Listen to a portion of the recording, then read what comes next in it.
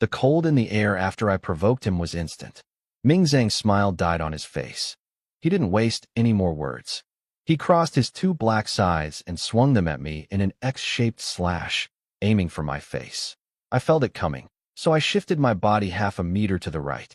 The dark blade energy grazed my shoulder and cut deep into a stone pillar behind me. While I dodged, I raised my gun and fired. Ming Zhang bent backward in a strange way, almost flat to the ground, and the bullet only tore off his hood.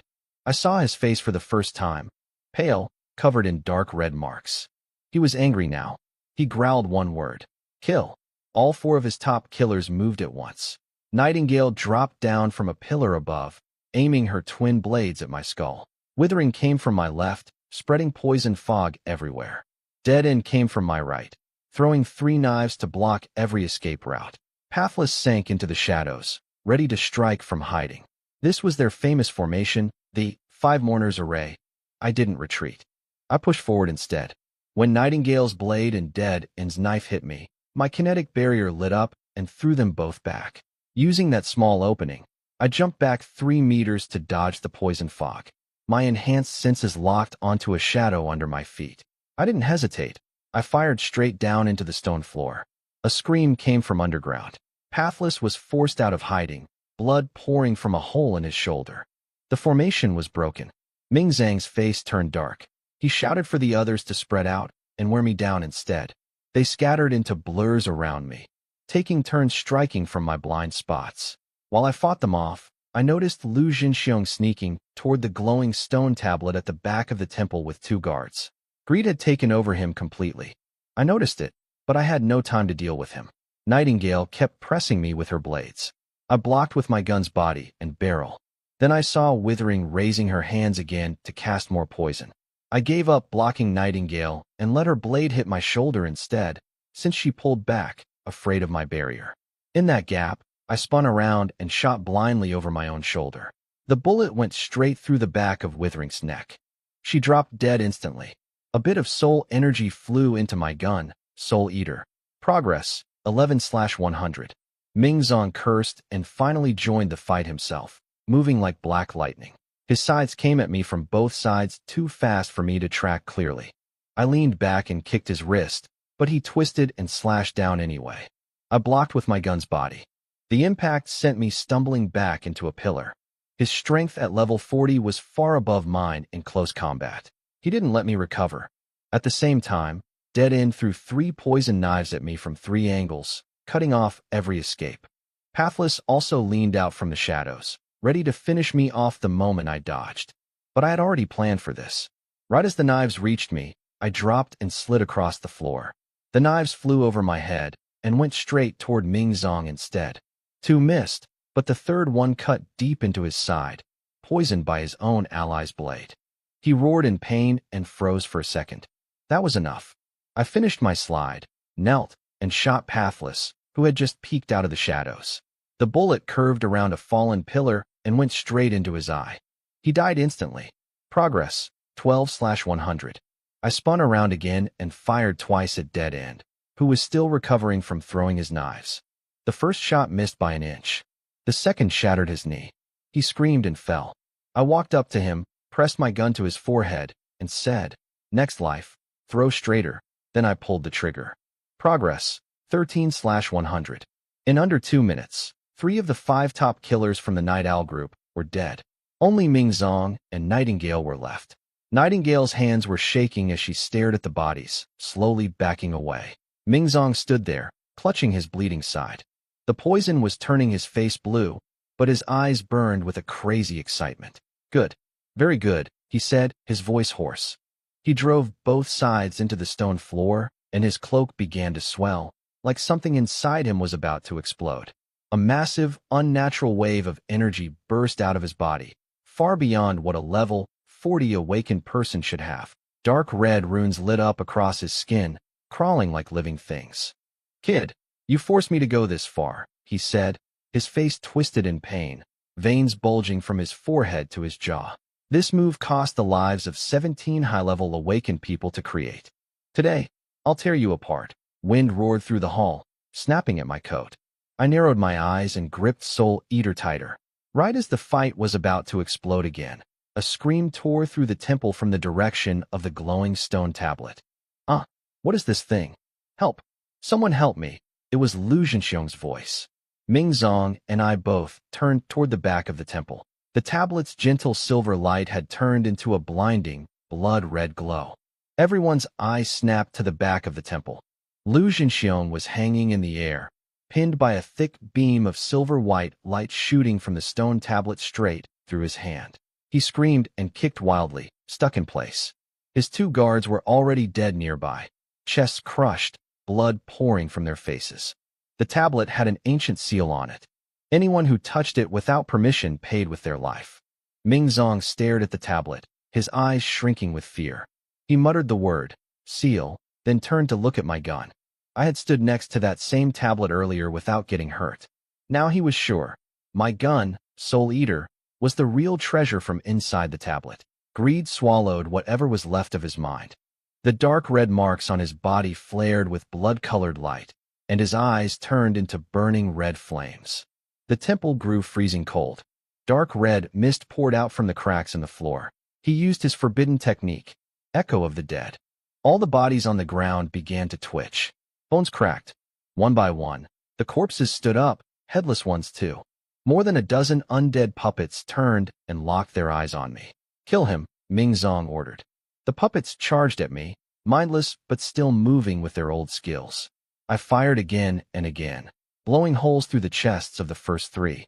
They went down and got back up 2 seconds later like nothing happened. I shot one in the head, and its skull exploded, but even that one stood up again moments later.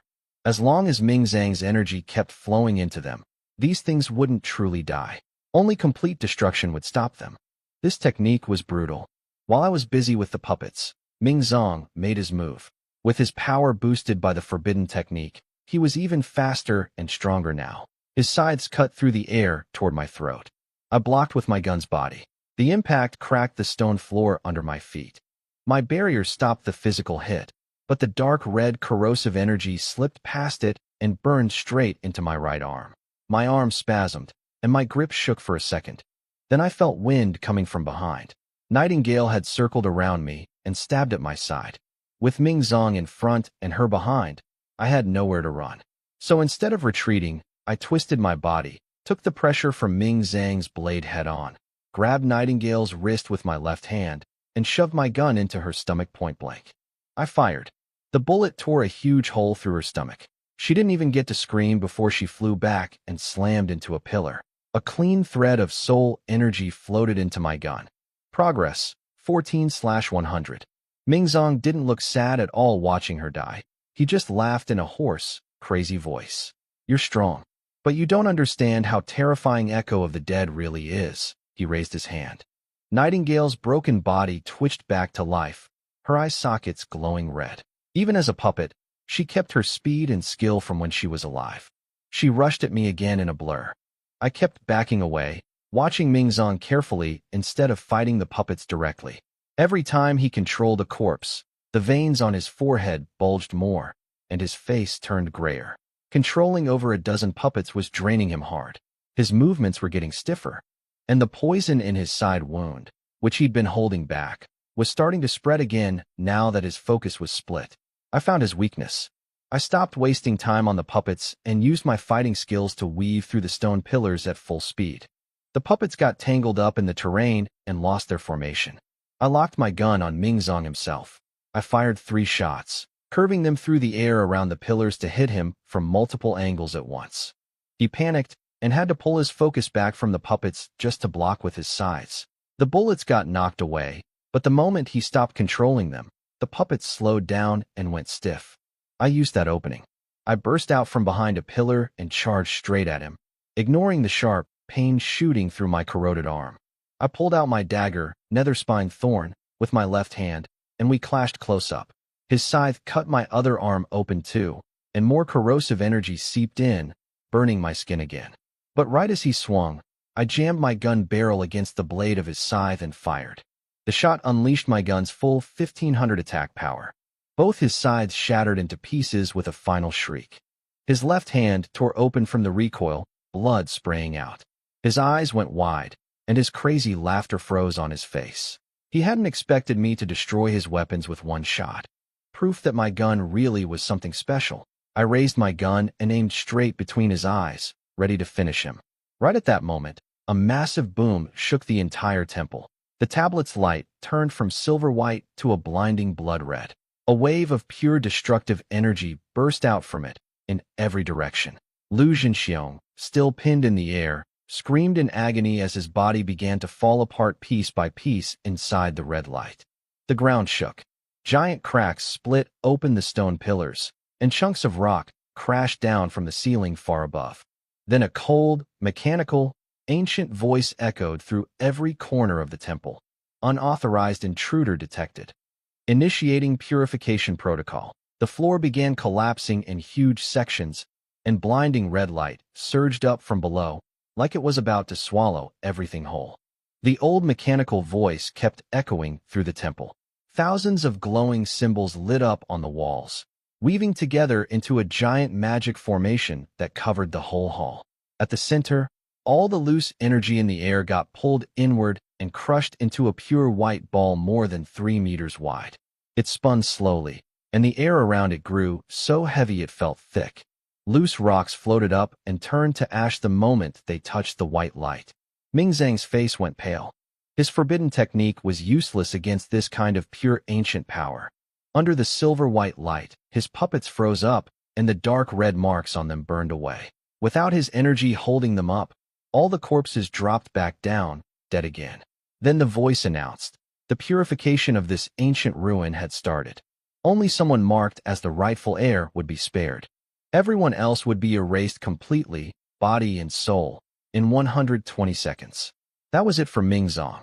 He gave up fighting me right there. He turned and ran for the temple doors as fast as his remaining strength allowed, gambling that the bone storm outside might weaken once the ruin's energy got drained. His forbidden technique was already backfiring on him. He'd lost a good chunk of his speed. I wasn't going to let him walk away. I raised my gun and fired at his back. He twisted at the last second using pure instinct and dodged the direct hit, but my bullet curved through the air and tore open the side of his thigh anyway. He stumbled, nearly fell, but didn't even cry out.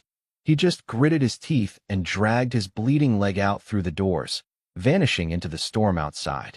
I didn't chase him. The whole ruin was about to be wiped clean. Even if he survived the purification, the bone storm outside would tear him apart. I walked toward the back of the temple instead.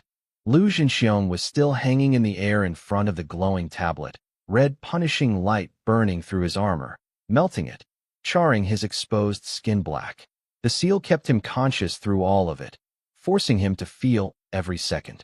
I stopped in front of him. He was covered in blood, eyes bulging from pain and fear, staring at me. The same trash he used to look down on, now standing there with a gun pointed at his head. Linyu, you can't kill me, he screamed. I know the truth about your parents disappearing. Kill me, and you'll never find out where they are. My eyes went cold. I just said, talk. He thought it worked. With a sly, desperate look, he said, your parents aren't dead. If you save me, I'll tell you right now. Before he could finish, his whole body locked up. His eyes filled with thick, black-red blood. He made a horrible choking sound and clawed at his own throat, gasping for help. Black blood poured from his nose and eyes. Dark veins bulged and spread under his skin as he convulsed violently in midair. The countdown hit 60 seconds. I just watched. I didn't step in. I understood what was happening. That red light wasn't some defense from the tablet. It was a kill switch planted in him by someone else. Anyone with that kind of seal would have their brain and heart destroyed the instant they tried to reveal a core secret or face death. Whoever planted that inside a peak level 40 fighter was far stronger than Lu Zhenxiong and far more dangerous. The Lu family was just a puppet on someone else's string. I looked at his half-burned wrist. His high-grade storage bracelet was scorched but still working inside. I reached through the red light. It seemed to only hurt him, not me, grabbed the bracelet, and tore it off. Above us, the white energy ball spun faster than should have been possible, cracking the air around it. Less than 15 seconds left. I turned and walked toward the exit. The countdown hit 0. The whole formation exploded in blinding white light. A massive pillar of pure destruction poured down and swallowed the entire inside of the temple. Lu Zhenxiong didn't even get to scream. His flesh peeled away, his bones shattered, his armor disintegrated, and he turned to ash along with all the other bodies on the floor. I stepped out through the temple doors in the last second before the light reached me. But it wasn't over. As the temple collapsed, the energy veins running through the whole ruin lit up, and the entire place entered full purification. Outside the ruin, Zhao Wuji, Han Baichuan, and Ming Changhe stood near a broken altar. They'd heard the warning too. All three family heads looked like dead men already, without a scroll to get them through the bone storm, staying mint getting erased, and leaving mint getting torn apart. Either way, they were finished. What did that idiot Lu Zhenxiong do? Zhao Wuji screamed in despair. The old rule had proven true again. Nobody who entered an ancient ruin ever came out alive. White light burst up from the ground and shot into the sky. It swept over the three family heads and their remaining guards before they could even scream, turning them to vapor instantly. The whole ruin was wiped flat in that light. With the ruin's massive energy gone, the bone storm outside finally started to die down. Before long, it stopped completely, and the wasteland fell silent. I was the only one left standing on the empty ground, holding the inheritance side one. I looked around. The ruin that had been there moments ago was completely gone, like it had never existed at all. I found a flat rock in the wasteland and sat down to check Lu Zhenxiong's storage bracelet. I poured my energy into it, and the storage space opened up. The first thing I pulled out was a metal box about half my height. The moment I opened it, a wave of energy hit me. It was full of energy cores, over 50 of them, all glowing in different colors. I'd never seen so many in one place. I'd been worried about finding cores to make special bullets, and this old man basically delivered them straight to me. The weakest ones were B grade, and over a dozen were A grade. Just this box alone had to be worth tens of millions. No wonder he'd been hoarding money on the side. This solved my ammo problem completely. I could make over 50 special bullets with this. I also found a few credit cards loaded with more than 23 million combined. That old man really had millions stashed away. Then I found a sealed black envelope with no name on it.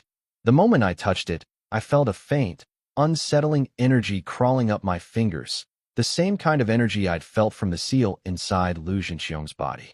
I checked it carefully, but there was no trap on the envelope itself. I tore it open and found a small folded note inside. The handwriting was messy, like someone didn't want to be recognized. It said, "The door has opened. The seed has been planted. The dragon spine plan is ready. No signature, no date." On the back of the note was a tiny stamp, a blood-red eye with a slit pupil, like a snake's eye, or something ancient and monstrous. I'd never seen this symbol before. It wasn't from any of the four great families, the military, or the Awakened Association. Some hidden force I knew nothing about. I turned the words over in my head. Door, seed, dragon spine plan. None of it made sense yet. I thought about what Lu Zhenxiong said right before he died, that my parents weren't actually dead. I wasn't going to trust the words of a dying man who'd say anything to save himself. But I also wasn't going to ignore a possible lead either. The seal in his body, this mysterious letter, that red-eye symbol, none of it added up to something small. The Lu family was never really in control of anything. They were just a piece being moved by someone else. Whoever was really behind this had to be far more powerful and far better hidden than anyone I'd dealt with so far. I folded the note carefully and put it away, then crushed the burnt bracelet in my hand until it snapped into pieces. As I stood up, I felt a faint itch on my forearm. A light purple mark from some poison Ming Zhang's blade had grazed me with earlier. I didn't think much of it. It didn't seem deadly. I figured I'd grab an antidote once I got back to Qingjiang City. Meanwhile, a few kilometers away, in a cracked rock formation hidden in the wasteland, Ming Zhang was curled up in a narrow cave, gasping for breath. He was covered in blood, his signature black, cloak torn to shreds. The gunshot wound on his thigh was deep and ugly, burned black at the edges from the heat of my bullet. The poison cut on his side, from his own ally's knife, was starting to rot. He pulled out a small bottle and drank the dark red liquid inside. It wouldn't cure the poison completely, but it would slow it down. The wounds themselves would just have to heal with time. He looked down at something gripped tightly in his hand. A palm-sized fragment chipped off the temple wall, covered in faded silver-white ancient symbols. When the purification light swept through and should have killed him too, this fragment had suddenly thrown up a thin silver shield around him. The destructive light passed right by without touching him, almost like the purification system had mistaken him for someone authorized to be there. That was his own guess. Anyway, he didn't really understand why it worked. He laughed hoarsely. Surviving an ancient ruin. Not many people can say that. He held the fragment up to his eyes, the dim silver light reflecting in his dark red pupils. Even though it wasn't the real inheritance treasure, something pulled out of an ancient ruin like that had to be incredibly valuable. No one in 100 years had ever managed to bring anything out of one of these ruins, not even a grain of sand. The researchers back at Night Owl headquarters would lose their minds over it. But he wasn't planning on handing it over. He'd paid for it with his life today. It was his. Then the humiliation of the fight came rushing back to him. Ming Zong, head of the Night Owl organization's Xinjiang branch. A peak level, 42 awakened. An S-rank class, soul-devouring underworld lord. A name that struck fear across the entire underworld of Xinjiang City. And today, some kid barely past level 10 had wiped the floor with him. 4 of his men were dead, his twin sides destroyed in a single shot, and he'd had to crawl away like a beaten dog. It was humiliating. He breathed hard, hatred burning in his eyes. Linyu, you think you won? His pale lips curled into a cruel smile. You think getting that inheritance means you can do whatever you want now? He looked down at his own left hand. A thin trace of grayish-black mist still clung to his fingertips, barely visible unless you looked closely. That was something that had slipped into my body during our close fight, through the corrosive energy of his scythe. Nether corpse chi, his own secret technique as a soul-devouring underworld lord. Unlike normal poison, this one didn't act fast. It would lie hidden deep in the body like a sleeping snake. For the first 3 days, there'd be almost no symptoms, maybe a little itching near the wound. But it would already be crawling through the bloodstream into the organs. By the 4th day, the infected area would start to rot. By the 5th day, it would spread through the whole body and start eating into the brain. By the 7th day, every vein would be destroyed, every organ consumed, and the mind completely wiped out, leaving behind nothing but a puppet that Ming Zong could control completely. No antidote in the world could cure it except the one he made himself. Leaning against the cave wall, his pale face twisted into a sick smile. 7 days, he whispered, gripping the silver fragment tight, his eyes burning with something close to madness. In 7 days, you'll belong to me. Your gun, your inheritance, all your secrets, all of it will be mine. His hoarse laughter echoed through the cave for a long time. Outside, the wind howled across the empty wasteland. My off-road vehicle roared across the dry wasteland, dust kicking up behind the tires. I drove with one hand on the wheel, my left arm resting on the window.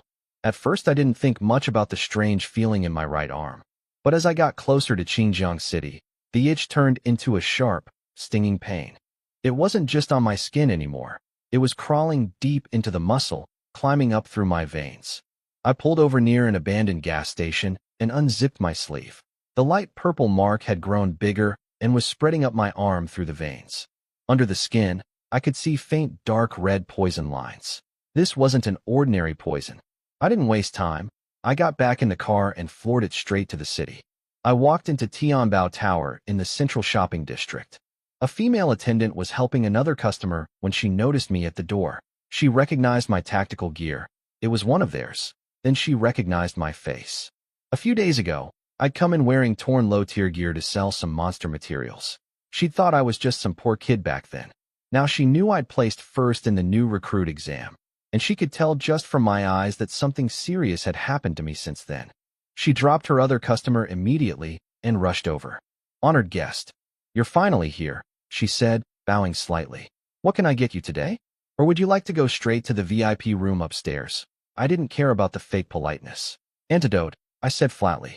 "Bring me your most expensive, most effective one. Something that can handle multiple combined toxins." Her eyes lit up, and she led me through the hall into the VIP potion section in the back. The display cases were made of reinforced bulletproof glass, filled with glowing potion bottles. She typed in a code at the main case and carefully brought out a silver temperature-controlled box. Inside were 3 vials glowing bright green. "Honored guest, this is our top-tier product. A-grade universal high-level antidote, spring of life, she said, leaning in and lowering her voice. Made by master alchemists using rare herb essences. Whether it's high-level monster venom from the wasteland or a special poison skill from an awakened person, one shot, and you're cured. She held up a finger. One vial, 1,000,000 credits. I checked the item description. Item, spring of life, A-grade. Effect, removes over 90% of known toxins in the target's body with ongoing health recovery. I'll take all three, I said, pulling out an unnamed crystal card and tossing it on the counter. The 5,000,000 credit card I'd taken off Blood Crow. She swiped it and processed the payment quickly. I didn't wait around. I grabbed one vial, popped the cap, unzipped my sleeve to show the dark red poison lines now reaching my elbow.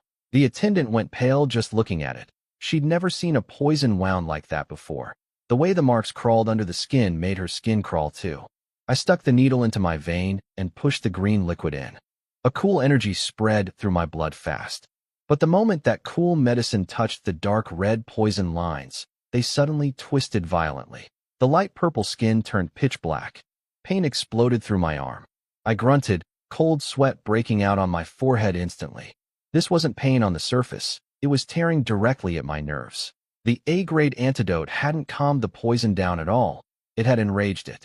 The dark marks devoured the medicine's power and swelled up even bigger, then surged forward, breaking past my elbow and climbing up my upper arm. I clenched my fist and bit down hard, refusing to make a sound.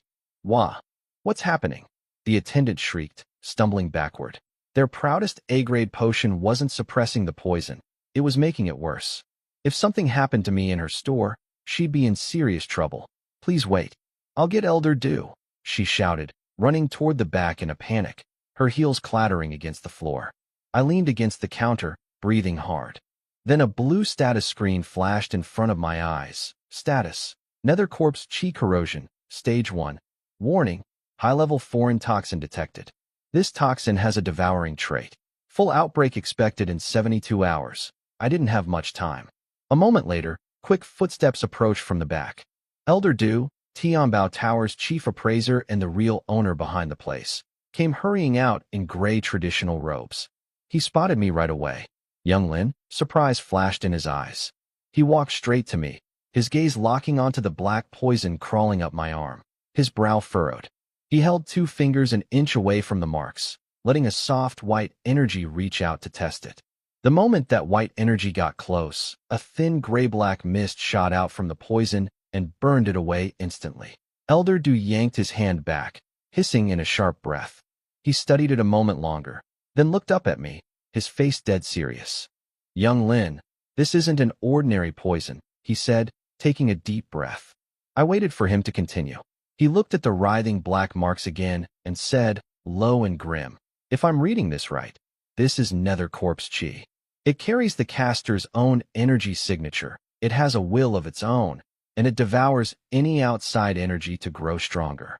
That antidote you just injected basically fed it a full meal. He stood up straight and shook his head slowly.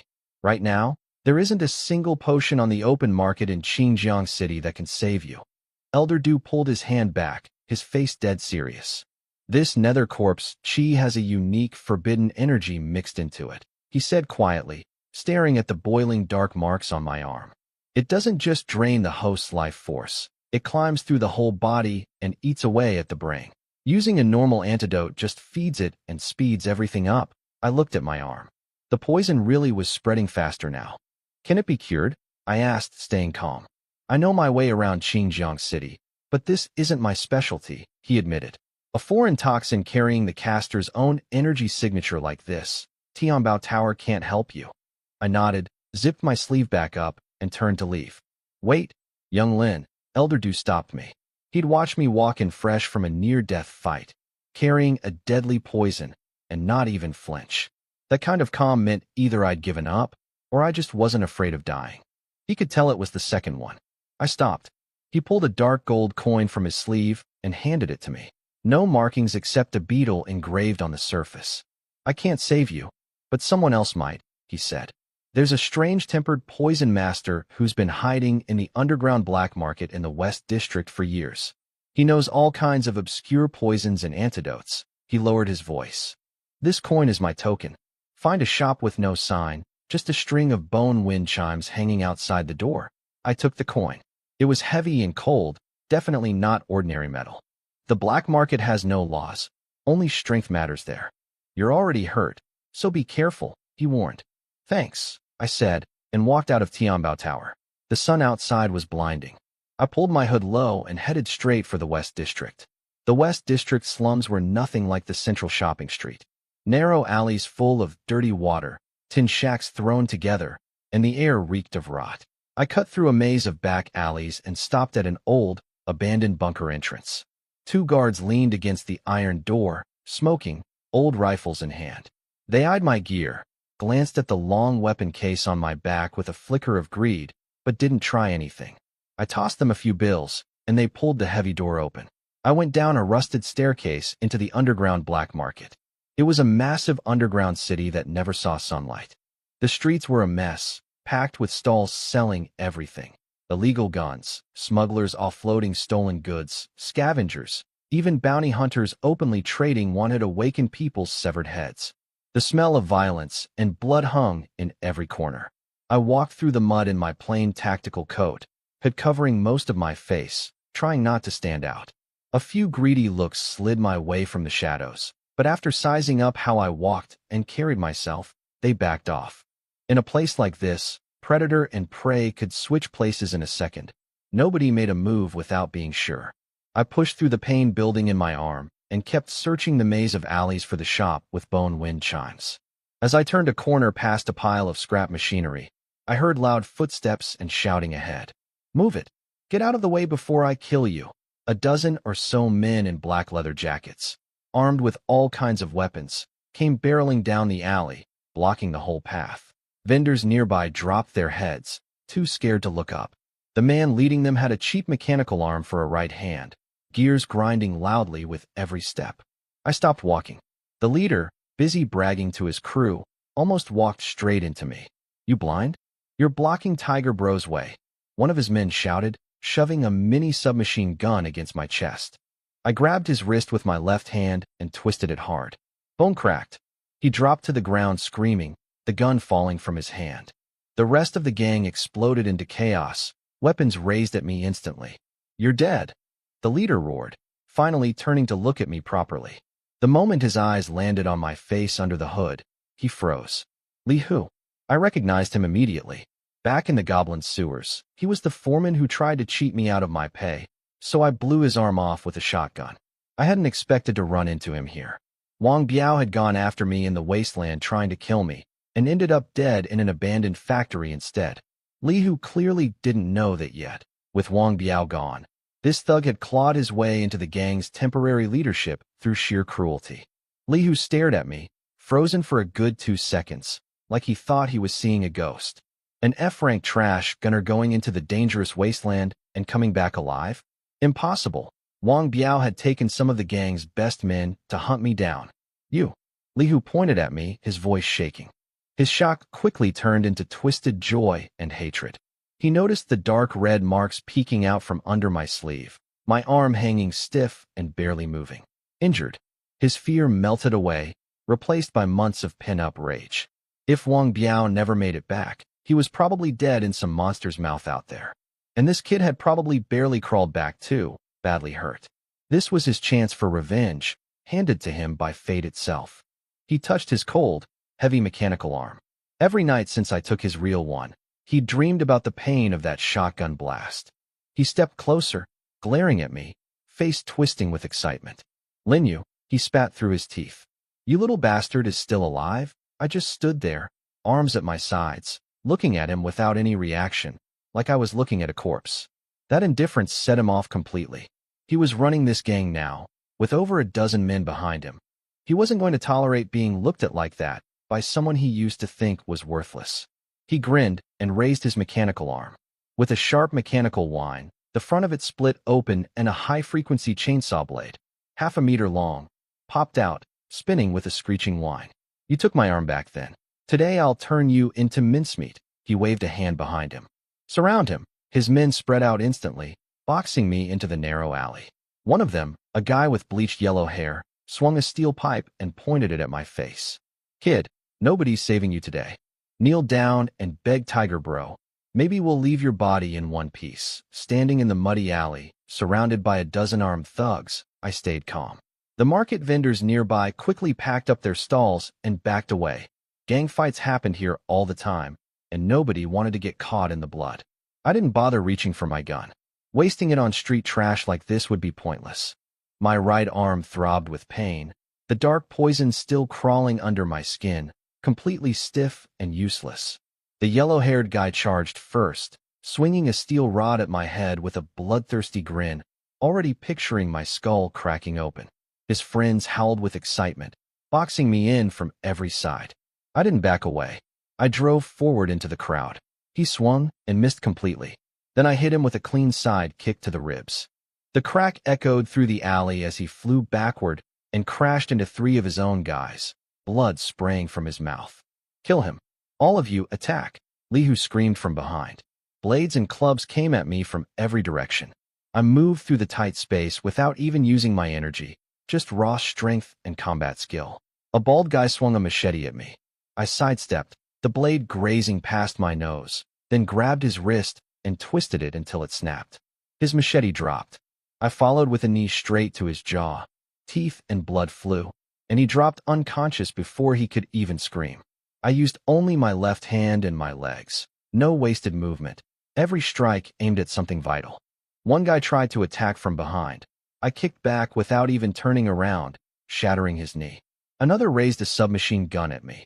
I grabbed the barrel, forced it up, and headbutted him in the face, crushing his nose. The alley filled with screaming. The vendors watching from the shadows had seen plenty of violence in this world, but the clean, brutal efficiency of what I was doing still sent chills down their spines. It wasn't even a fight anymore, just a one-sided beatdown. I weaved through the crowd with perfect precision, dodging every hit without even getting my clothes touched. One thug lunged at my back with a knife. I kicked backward without looking, my heel smashing into his jaw and shattering the bone. He went down silent and unconscious. I followed with a punch to another guy's temple, and he dropped instantly. Less than 30 seconds later, the alley was full of groaning bodies, broken arms, broken legs, none of them able to stand.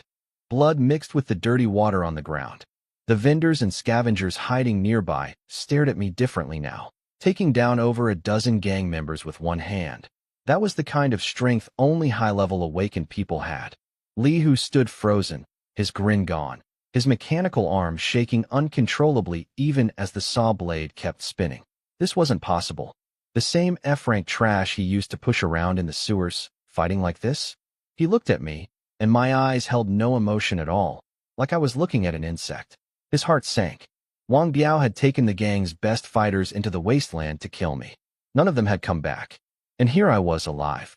The truth hit him all at once. Wang Biao was dead, killed by me. Fear wiped out whatever was left of his courage. He screamed and turned to run, forgetting about revenge, forgetting about being gang leader. He just wanted to survive. But the weight of his mechanical arm slowed him down, and he stumbled and crawled more than ran.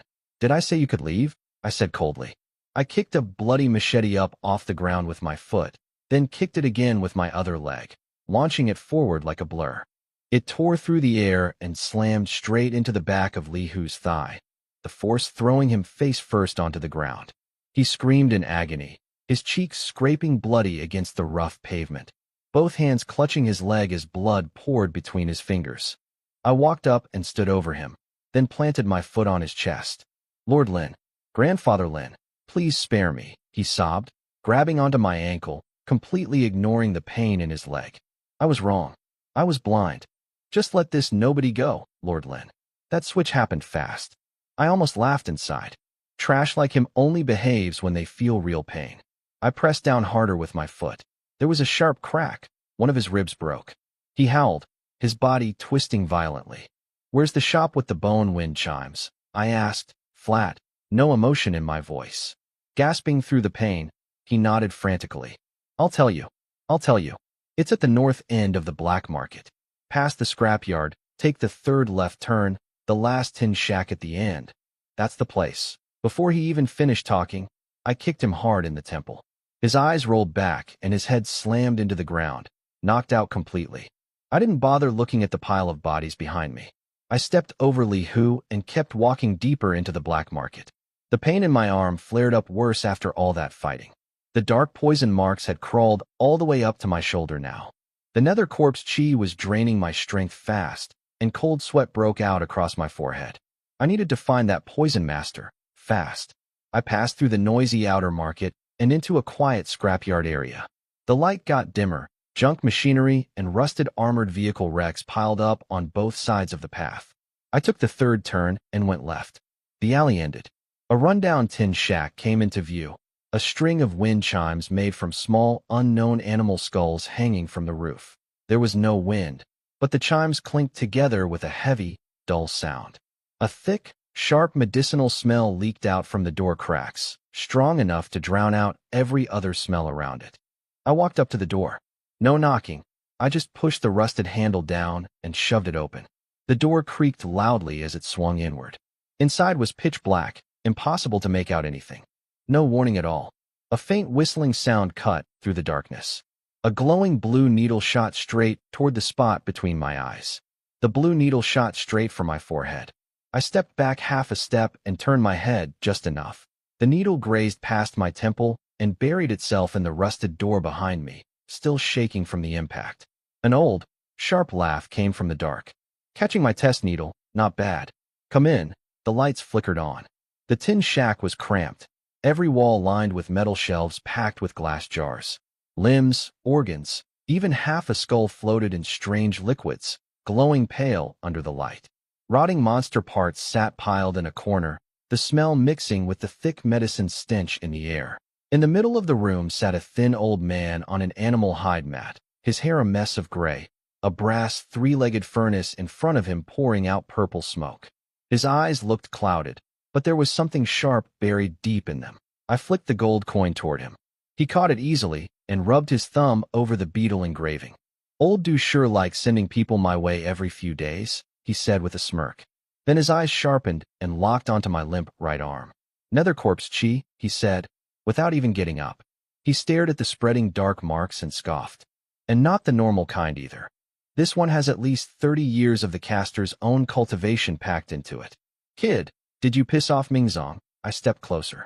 He waved for me to hold out my arm, pulled out a 3-inch silver needle from his sleeve, and pricked the edge of the poison mark.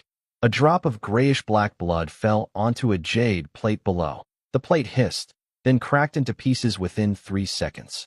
His face darkened. You used an antidote already? Spring of life? I said. He smacked his thigh and cursed. Idiot.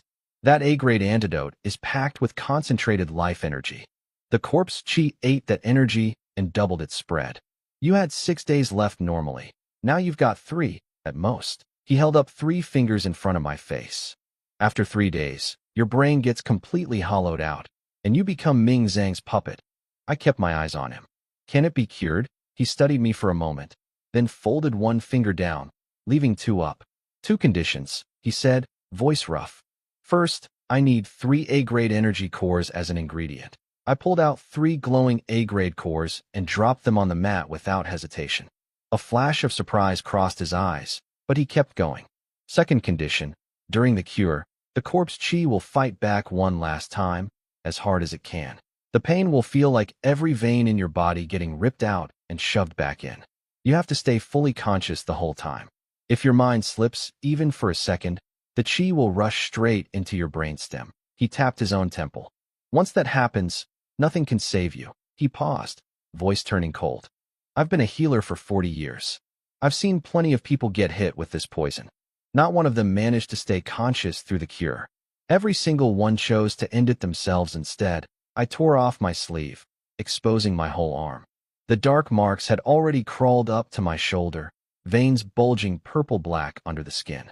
I looked him in the eye and said, flat, start. He stared at me for a full 3 seconds, searching for any sign of fear. He found none. Then he threw his head back and laughed so hard the roof rattled. Good. Excellent. He slapped his thigh.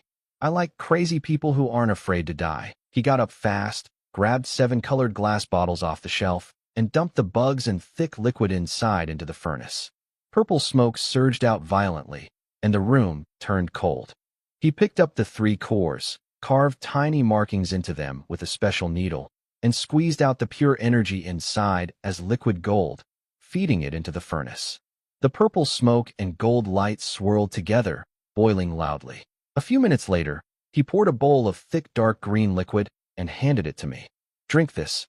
It'll pull the corpse chi up from deep in your veins to the surface. Once it's all gathered there, I'll use the needle to seal it and force it out of your body." He stared at me hard. "No matter how much it hurts, you cannot pass out." As I took the bowl, my eyes caught something on the back of his left hand, a tiny black tattoo of a closed eye. It flashed me back to the red eye symbol on that mysterious letter from Lu Jinxiong's stash. Different shape, but the same hidden, sinister feeling behind it. I said nothing and filed it away in my mind. I drank the whole bowl in one go. It burned ice-cold down my throat and tore into my stomach. A second later, a violent wave of heat exploded from my gut and tore through every vein in my body. I grunted, veins bulging on my forehead, the dark marks on my arm twisting violently. Thin gray-black threads got ripped out from deep in my veins and dragged toward the surface of my skin. The pain hit everywhere at once. Not like a blade, like worms chewing through my bones from the inside.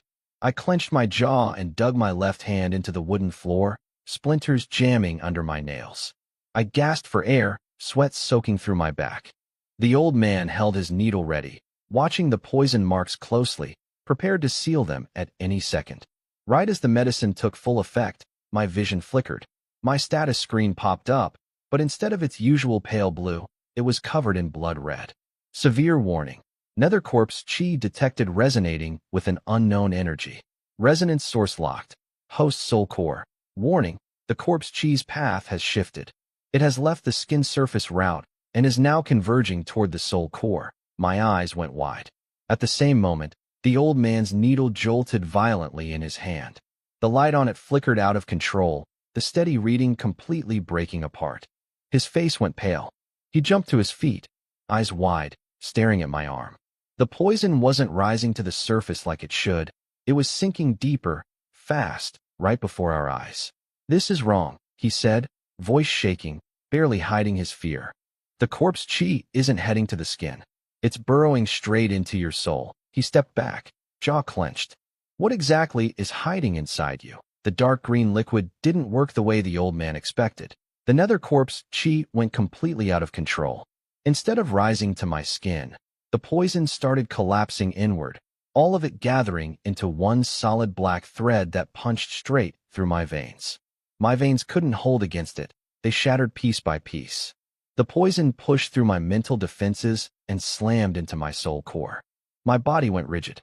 My eyes lost focus, my vision blurring out completely. Pain beyond anything physical hit my nervous system directly. My left hand dug into the hide mat below me, nails tearing through the leather and into the wood underneath, splinters jamming into my fingers, blood pouring out. But I didn't even feel it. The old man noticed something was wrong. His face went pale. He gripped his needle tight, pouring all his energy into it, trying to force the poison back with white light. The moment the needle touched my skin, a violent force exploded out from inside me, shattering his energy on contact and surging back up through the needle itself. His hand split open, blood spraying out. The needle flew out of his grip, bending at an impossible angle in midair before slamming into the rotting ceiling. He stumbled back 2 steps, staring at my rapidly graying face. "I can't seal it," he said, voice dry and cracked. "The chi has already left your body completely. It's in your soul now. My needle only works on veins and pressure points. It's useless against the soul." He looked at me sitting there and said, almost with pity, "Kid, from here, it's all on you. The chi isn't trying to get out anymore. It's burrowing straight into your soul. Something in there must be pulling it. If that thing can't hold up, your soul gets torn apart completely. No reincarnation, nothing left." I couldn't hear him anymore. My mind had fallen into total emptiness. This was my mindscape. No light, no sound. I looked down at my soul and saw countless gray-black threads wrapped around it like living vines, drilling deeper through every crack, eating away at my will with each inch they pushed in. Not far ahead, the thick poison swirled together and formed a pale, twisted face. Ming Zhang's energy signature, left behind in the poison, had fully woken up. It didn't just want to kill my body, it wanted to take it over completely. The face opened its mouth and sneered. Give up. Your willpower's too weak. Be a good little meal, and I'll use your body to turn Qingjiang City into a graveyard. My soul felt the grip tightening, my mind starting to blur at the edges, the pain trying to break my reason apart. I stared at that twisted face and smirked. Try to swallow me. You'll break your teeth. I dropped every defense and forced what was left of my will into one sharp point. I drove that point straight into the threads wrapped around me. Every thread I cut sent a tearing pain through the deepest part of my soul. I clenched down and kept swinging, betting everything on the idea that I was just too stubborn to break.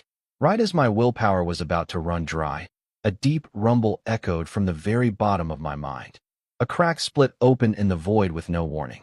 Pure silver-white light poured out of it. This was the same energy that had sunk into me from the ancient temple's inheritance.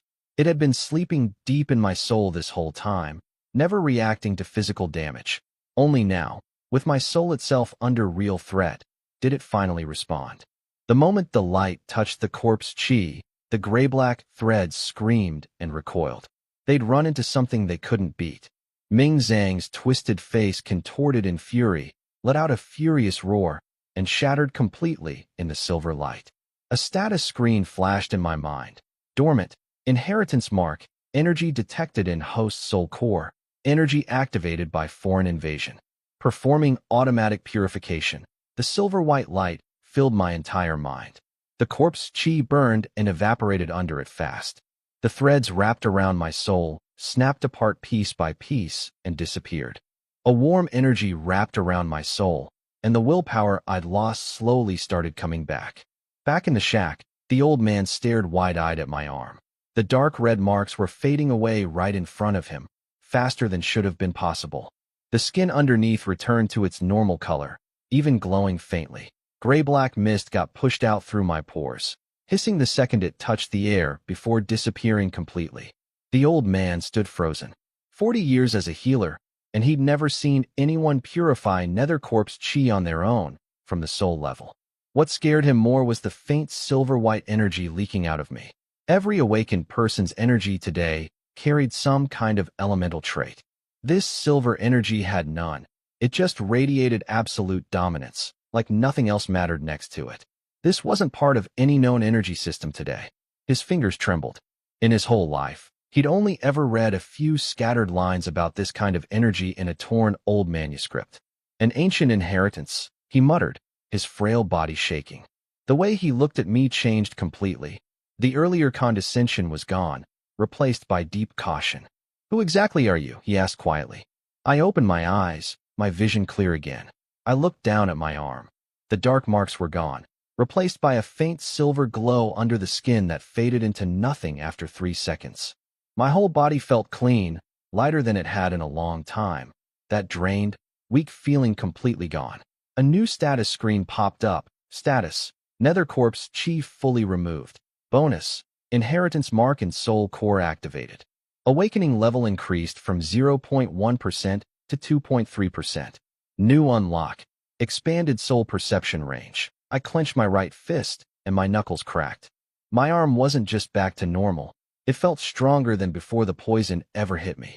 The bigger change was in my senses. I didn't even need to look to track every drop of liquid falling in the room, or to feel the old man's heartbeat racing unevenly. The poison Ming Zhang left in me hadn't killed me. It had fed the inheritance mark instead. I stood up, rolled my shoulder, and looked at him. The poison's gone. He brushed the dust off his hands, forcing his face calm despite the fear still in his eyes. "I didn't cure your poison. Something inside you did. My medicine was just a trigger, at best." He glanced at the 3A grade cores on the floor and swept them into his sleeve. "Still, I'm keeping these." His tone turned dead serious. "Kid, whatever power you've got inside you, bury it deep. If the wrong people catch the scent of it, you'll have bigger problems than 10 Ming Zhangs combined." I didn't answer right away. I was staring at the small black tattoo on the back of his left hand, a closed eye. What happened just now told me something. Whoever this old man really was, he genuinely tried his best to save me. Someone willing to do that honestly deserved a chance to be tested with a real card. I reached into my jacket and pulled out the note I'd taken from Lu Jinxiong's bracelet. I flipped it over and held the blood-red slit pupil eye symbol right in front of his face. A closed black eye? An open red one, I said, watching his expression closely. You know this symbol. The moment he saw the red eye, his pupils shrank. All the color drained from his wrinkled face, turning paper white. He grabbed my wrist suddenly, his frail fingers gripping with surprising strength. Where did you get this? He demanded, his voice shaking with fear he couldn't hide. I looked down at his trembling hand and said nothing. He took a sharp breath and let go like he'd been burned, stumbling back 2 steps. His eyes kept flicking between the red eye on the note and the closed eye tattoo on his own hand. The blood eyes, he forced out, voice dry and cracked. How could they be in Xinjiang City? The federal military wiped that group out years ago. He paused, throat tightening. If what's on that note is real, then everyone in this city is going to die. I frowned, about to speak. Outside, the bone wind chimes hanging from the roof suddenly shook violently. There was no wind in this narrow underground alley, yet the chimes clattered together fast and sharp. Not just that, the glass jars on the shelves started trembling too, the severed limbs floating inside bobbing with the vibration. The air temperature dropped to freezing in an instant. The old man's face went from white to gray. He spun toward the locked iron door. Someone's coming, he said, voice tight, his hand quietly reaching for the pouch at his waist. And it's not just one. The bone chimes outside rattled hard. The rusted door blew open with brute force, twisted metal jamming into the walls on both sides. 3 figures stood in the alley. One was tall and thin, wearing a pale bird-beak mask with a blood-red slit I painted right on the forehead, the exact same symbol from the note in my pocket. Behind him stood 2 fighters in black tactical gear, their energy clearly stronger than anything the gang outside had, at least level 30 or above. The masked man tilted his head and looked past me, locking eyes with the old man behind me. Old Gugu, 20 years, he said, voice smooth and cold. A traitor of the Blood Eye Society. Ready to die? His eyes drifted to me like I was nothing more than a bug in the way. And you, kid. Bad luck, but you're coming too. The old man's frail body tensed. His clouded eyes flashed with cold, killing intent as he stepped in front of me. You shouldn't have pulled out that note, he whispered fast. That's a Blood Eye Society tracking mark. Leave it exposed for more than 10 seconds, and they can follow the trail straight to you. That explained it. The note itself was a tracker. The moment I'd taken it out of Lu Jinxiong's bracelet, my location had already been marked. I used to be their poison master, the old man said, eyes locked on the 3 at the door. 20 years running, and these maniacs finally caught up to me. The masked man flicked his finger. His 2 men exploded into motion. One formed dark red energy blades and charged straight at the old man, going for the priority target first. The other circled toward me with a blurred sprint, throwing 3 poison blue darts to cut off every escape angle. To them, I was just an ant to step on. But the moment those darts left his hand, I moved. I snapped my gun off the quick release on my back. My new soul perception spread out around me. Within 15 meters, I could see every motion, every spin of every dart, in perfect slow motion in my head. I didn't even look at the one attacking me. I aimed at the other guy, the one charging the old man. I fired.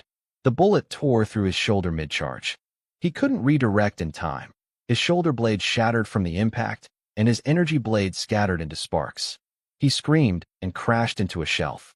At almost the same instant, the 3 darts reached my face. I tilted my head just enough to dodge all 3 by a hair, twisted my wrist, and fired left. Second shot, straight into his chest. The impact threw him backward, blasting a hole through his gear. He died instantly, no time to even scream. Less than 5 seconds, and both of them were down. The shack went silent.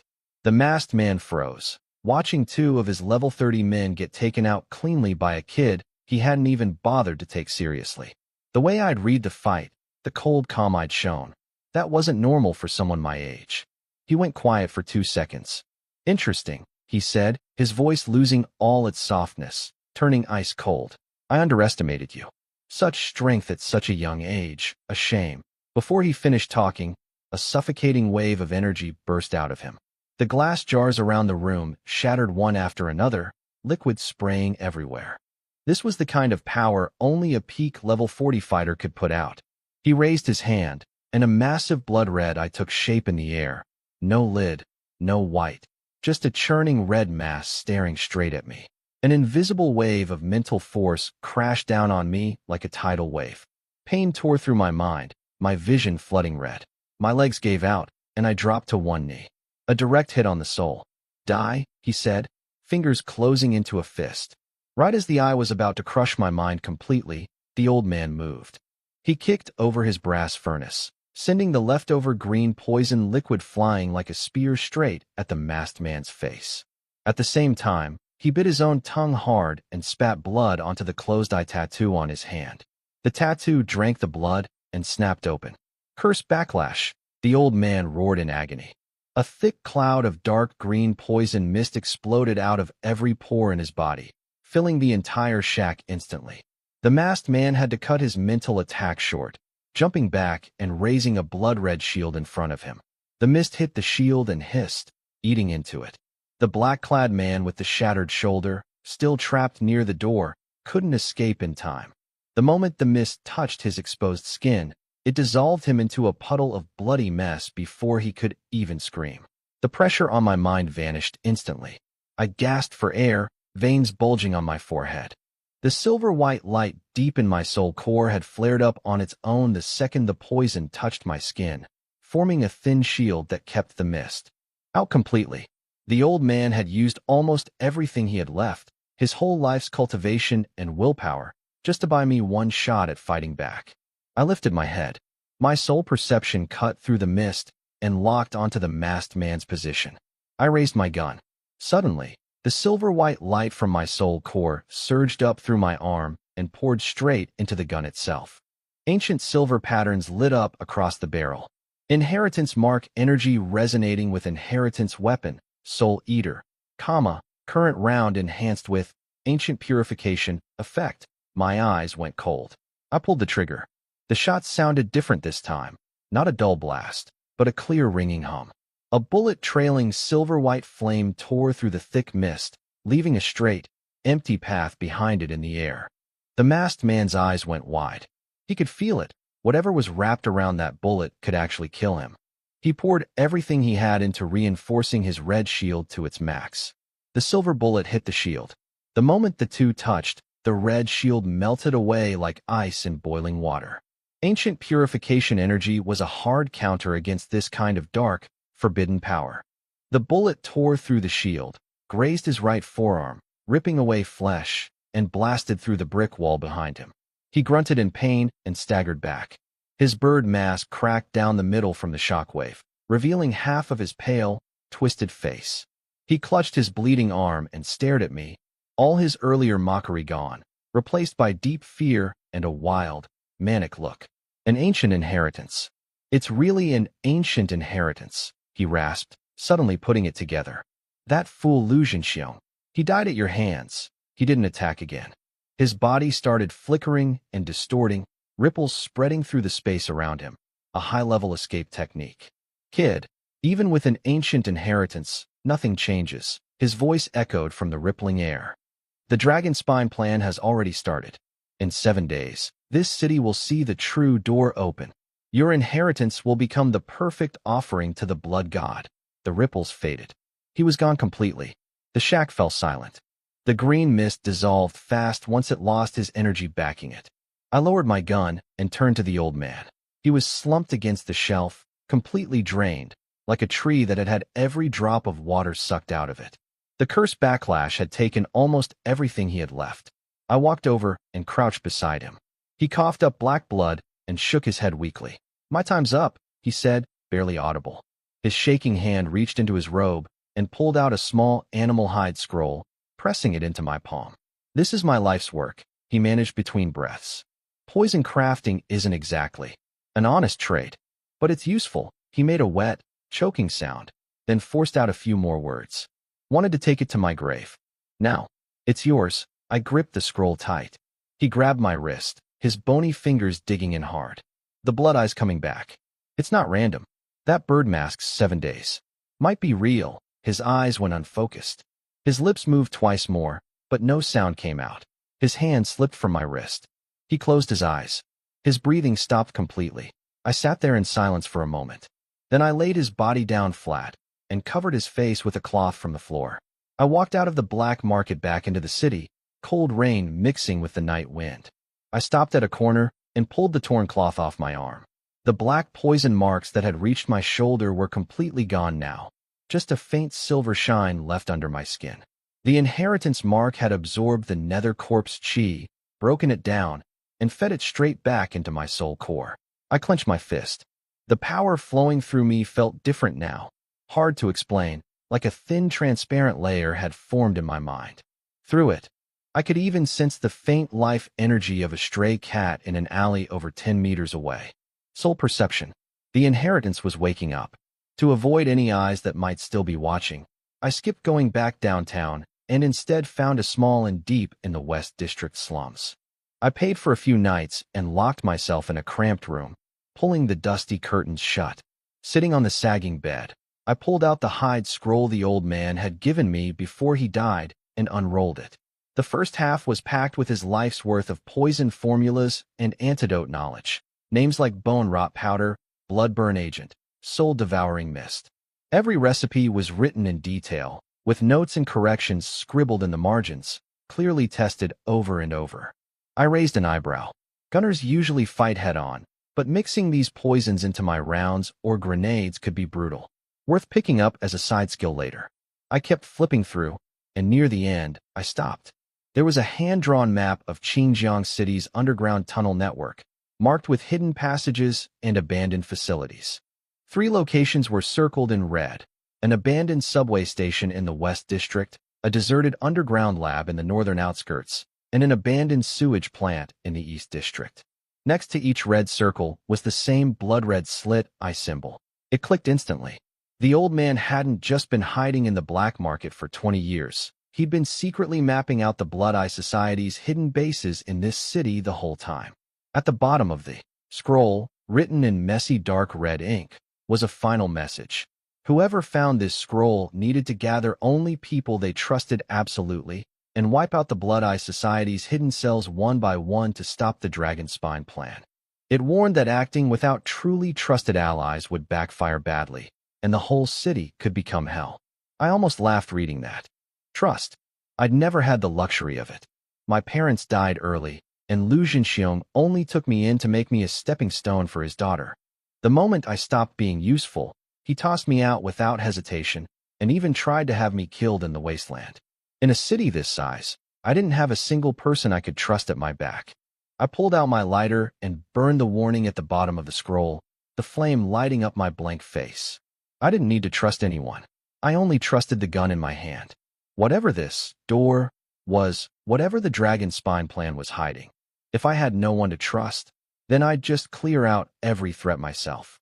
I packed the scroll away in my bracelet and stood up, drawing Soul Eater. The gray-silver barrel caught the dim light with a cold metallic gleam. Its evolution count sat at 19 out of 100, still needed over 80 more B-grade or higher souls to finish. I checked the cylinder, full and ready, snapped it shut, and pulled back the hammer. The click echoed in the small room. Let's start with base 1. Meanwhile, at the Lu family mansion, Lu Jinxiong's wife Wang Lan stood by the window in a silk robe, sipping fine wine. According to the plan, her husband should already have the ancient treasure by now. With that inheritance, their daughter Lu Manyu would have a guaranteed spot at the top Awakened Academy, and the Lu family would finally rule the whole city unopposed. Then the front doors exploded inward. Heavy carved wood and twisted metal hinges crashed into the living room like cannon fire. The expensive carpet tore apart. Antique vases shattered across the floor. Wang Lan screamed, her wine glass dropping and shattering against her ankle. She stumbled back and collapsed onto the leather couch. Night wind poured in through the broken doorway, and a figure wrapped in a torn black cloak limped inside on 2 metal crutches, his left leg twisted unnaturally. He pulled back his hood, revealing a pale, blood-streaked face. It was Ming Zong, the Night Owl leader who'd barely escaped the ancient ruin. Badly wounded, but his presence as a peak level 40 fighter still made the air in the room feel suffocating. Who are you? Security. Where's my security? Wang Lan stammered, gripping the edge of the couch. Stop shouting. Everyone outside is already dead, Mingzong said, his voice dry and hollow with death. He limped closer, his crutches clicking against the marble floor. Lu Zhenxiong is dead. Wang Lan's eyes went wide, her whole body freezing. You're lying. He took the family's best fighters and the scroll. He couldn't possibly. Zhao Wuji. Han Baichuan. Meng Chang'e. He cut her off, folding down 3 fingers one by one. Not one of them made it out. The ruins swallowed everyone. Her mind went blank. She shook her head violently, trying to deny it. The Lu family finished? Impossible. Mingzong suddenly reached out with one hand and grabbed her by the throat, lifting her straight off the couch. A level 40 fighter's strength was nothing an ordinary woman could resist. Her feet kicked at empty air, her face turning deep purple, her hands clawing uselessly at his iron grip. Listen carefully, he said, leaning in, the smell of blood thick on his breath. Whatever was inside that ruin, it's gone. And the one who took it is the trash your family threw away. Linyu, your family picked a fight with a real monster. Wang Lan's eyes bulged from lack of air, choking sounds escaping her throat. He let go. She crashed onto the carpet, coughing violently, clutching her throat, tears and snot running down her face. Every trace of her former pride gone. Mingzong straightened up, leaning on his crutches, already thinking through his next move. With all 4 great families now leaderless, this was a perfect opportunity. If the Night Owls could take control of the city's surface power now, once the Blood Eye Society's Dragon Spine plan kicked into full gear, the whole city would be theirs for the taking. He used the tip of his crutch to lift her chin, forcing her to look at him. Your family has 2 options now. Join us. Bow to the Blood Eye Society, and you'll get everything you want. Power, money, strength beyond normal people. He paused, his one good eye narrowing. Or I snap your neck right now and send you down to join your husband. Either way, the Lu family line ends tonight. Wang Lan trembled, staring at the monster in front of her, and nodded in complete despair. Fear of death crushed whatever reason she had left, while greed for power crept back and even through the despair. As long as Lin Yu died and the family survived, it didn't matter whose dog she became. At the same time, deep underground in the West District, inside an abandoned subway station, once an early transit hub for the city, now sealed off completely, sat the first marked base on the map. It was also the Night Owl branch's old hideout in this city. I crouched behind a ventilation grate 10 meters above the platform, my presence completely hidden, looking down through the slats. The space below was huge, lit bright by powerful floodlights. Rusted train cars sat on the tracks. Over 30 fighters in black tactical gear moved across the platform, every single one of them wearing the blood-red slit-eye symbol on their collar. They were loading crates of dark red crystals into the train cars. My senses swept the crowd. Most were weak, around level 20. Only 2 near the edge of the platform were above level 30, clearly in charge here. I raised my right hand, Soul Eater spinning once in my palm before settling into my grip. Over 30 Blood Eye members. Over 30 guilty souls. I gripped the rusted edge of the vent grate and tore it loose. The rusted screws snapped clean off. As the metal grate fell, I dropped down after it. Already in the air, my gun locked onto the closest level 30 target below. I pulled the trigger. Late at night, alarms tore through Xinjiang City's sky. News of the 4 family heads dying in the wasteland spread like a virus through the whole city. Armored vehicles rolled out. Martial law went into effect, but it couldn't stop the power struggles breaking out everywhere as different branches of the families fought over who'd take control. Fires lit up the East District, and explosions echoed from the southern estates.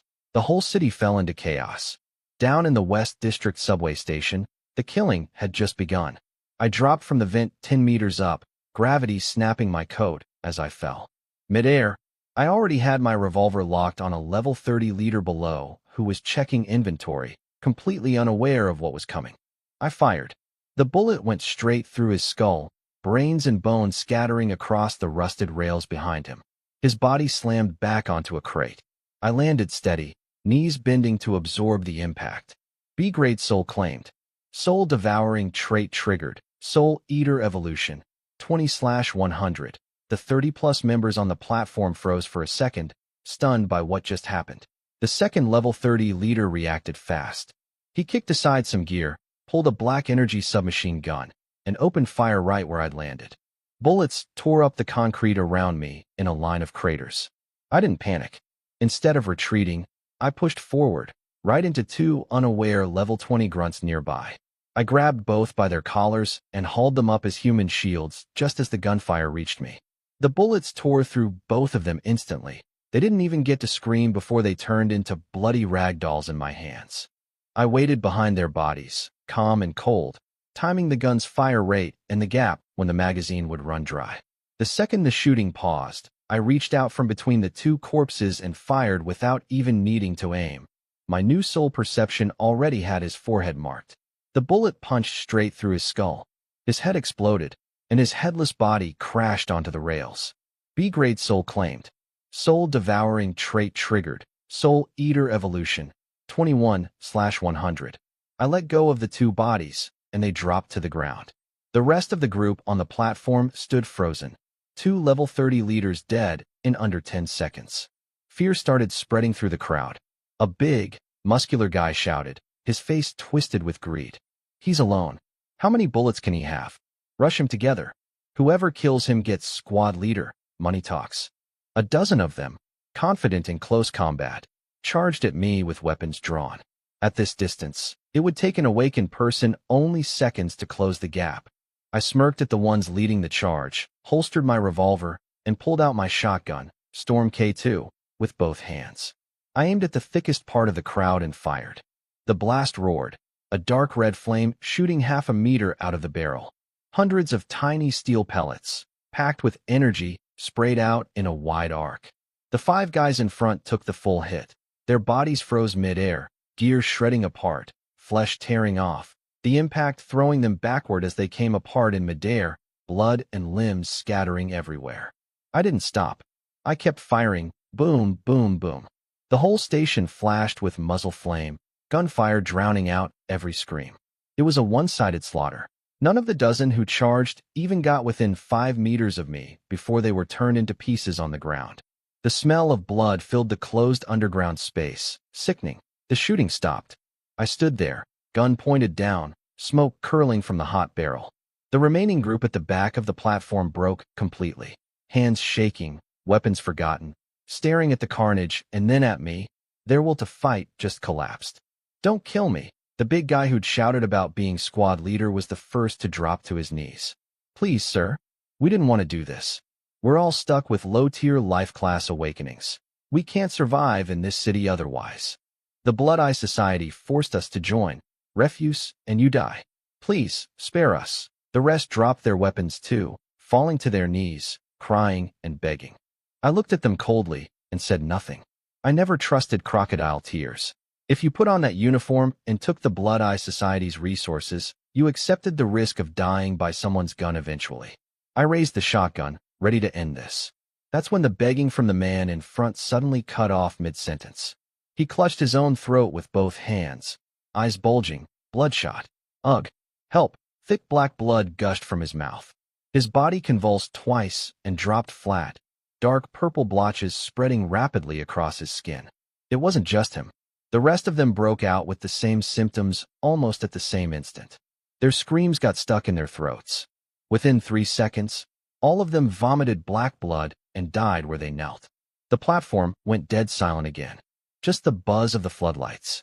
I lowered my gun, frowning, and walked over to one of the freshly dead bodies. I used my barrel to pull back his collar. A thin black line ran along his neck, crawling toward his heart through the vein. A vicious kill switch. These low-level Blood Eye members all had some kind of poison planted in them. The instant they thought about surrendering or betraying the group, the poison would trigger through their nervous system and kill them within seconds. It immediately reminded me of how Lu Jinxiong died, tortured by his own seal. Different method, same idea underneath. I smirked. That old fox Lu Jinxiong, one of the 4 great families on the surface, but secretly already in bed with the Blood Eye Society this whole time. I left the bodies and walked over to the level 30 leader I'd headshot earlier. Bending down, I picked up the black energy submachine gun from the blood pool. Heavy, made of some high-strength alloy. Item, Assaulter ERT. Type, submachine gun. Grade, B. Trait, High fire rate, minor armor-piercing effect. Not great, but it filled the gap in my mid-range firepower. After clearing the area, I turned to the rusted train cars on the tracks. The doors were wide open, packed with wooden crates. What these people had been loading. I climbed up and pried one open with a crowbar. Inside were dark red crystal stones, fist-sized, rough on the surface, with red thread-like wisps moving inside. I picked one up, ice cold to the touch. I pushed a bit of my senses into it to check. The energy inside was incredibly weak, even less than a basic E-grade core. This was basically industrial junk. What was the Blood Eye Society even using this stuff for? I held the crystal, thinking back to what the bird mask guy said. In 7 days, this city will see the true door. They wouldn't go through all the trouble of setting up hidden bases across the city just to collect garbage. These crystals were probably fuel for some large device, or maybe building blocks for whatever ritual was supposed to open that door. I pocketed one crystal to show Elderdew later, and decided to destroy the rest. Just as I reached for a grenade in my bracelet, a cold, thick presence started seeping out from deep in the tunnel behind the station. Thud, thud. Heavy metal footsteps echoed out of the darkness, slow and steady, getting closer. Note: this chapter is mostly from Ming Zhang's point of view, with Lin Yu's part starting partway through. I've kept Ming Zhang's section in third person since I'm only the narrator for Lin Yu, then switched to first person once the story follows him. Ming Zhang limped out of a hidden side passage near the subway station, leaning on his crutches. He'd just forced Wang Lan into submission and spread word that all 4 family heads were dead. The surface world of Qingjiang City was already falling apart, and he liked how things were going. Once Base 1 finished shipping out its crystals, the Night Owls could swallow up the family's leftover businesses without a fight. But the moment he stepped onto the platform, he froze. The smell of blood hit him instantly. The floodlights were still on, lighting up over 30 corpses scattered everywhere, bullet holes covering every surface. He recognized the pattern immediately, a single attacker, using guns only, the whole massacre done in under 2 minutes. A young, expressionless face flashed through his mind. Lin Yu, he muttered, his voice ice cold. Then he spotted it. A bomb taped to the bottom of a crate, red numbers counting down. 0201. He barely had time to react before the whole car exploded, the weak energy crystals triggering a violent chain reaction that turned the train car into a massive fireball. His shield lasted half a second before shattering. The blast threw him backward through a ticket booth, burying him under rubble. His old wounds tore back open, the black poison crawling further up his neck and across half his face. Furious and barely able to stand, he radioed a warning to his other bases to go on high alert, then ordered Base 2 to push their experimental subjects into combat regardless of the risk, and to activate something called the BloodNet protocol to test them. Now back to my side of things. I moved through the old drainage tunnels under the city, heading toward the northern outskirts, my submachine gun ready, moving fast and silent through the dark. Soul Eater's evolution was stuck at 21/100. The weaklings at Base 1 weren't enough. I needed stronger targets. While crossing a narrow concrete pipe, I stopped. My soul perception picked up something off. I shone my tactical light on the wall beside me and found 5 deep gouges torn straight through the thick steel pipe, the metal peeled outward, the cuts rough.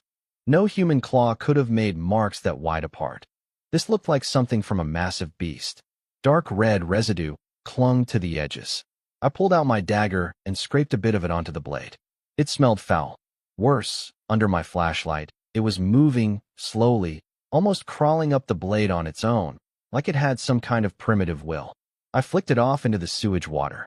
The moment it touched the water, it hissed white smoke and burned a small hole through the surface. This wasn't any monster I'd seen before. The Blood Eye Society wasn't just stockpiling crystals down here. They were brewing something far worse. 20 minutes later, I reached the outer perimeter of the abandoned lab in the northern district, an old chemical plant's underground garage, now converted into a fortified checkpoint. Sandbags formed a barrier. 2 spotlights crossed the entrance, and an armored vehicle sat parked dead center with a 6-barrel machine gun mounted on top, aimed straight at the entrance, a thick ammo belt feeding into it. I crouched behind a vent grate above and watched. 6 fully armed guards patrolled the entrance in 2 groups. Something was off about them. The low-level grunts at base 1 had looked numb and checked out. These 6 were tense, holding back real fear, and their eyes barely scanned the dark perimeter outside. Instead, they kept glancing back at the heavy alloy door behind them with a mix of fear and respect. That door led into Base 2's core lab. They weren't guarding against an outside threat. They were watching something inside. I narrowed my eyes, pulled out my sniper rifle, and screwed on a suppressor I'd taken earlier. Plan was simple. Take out the guards quietly, then slip inside. Right as I was about to move, a horrible scream tore through the alloy door. It wasn't fully human, and it wasn't fully animal either. Somewhere in between, pitched impossibly high, full of agony and some sick kind of excitement at the same time. The 6 guards flinched hard. One stumbled back into the sandbags, nearly firing his rifle by accident.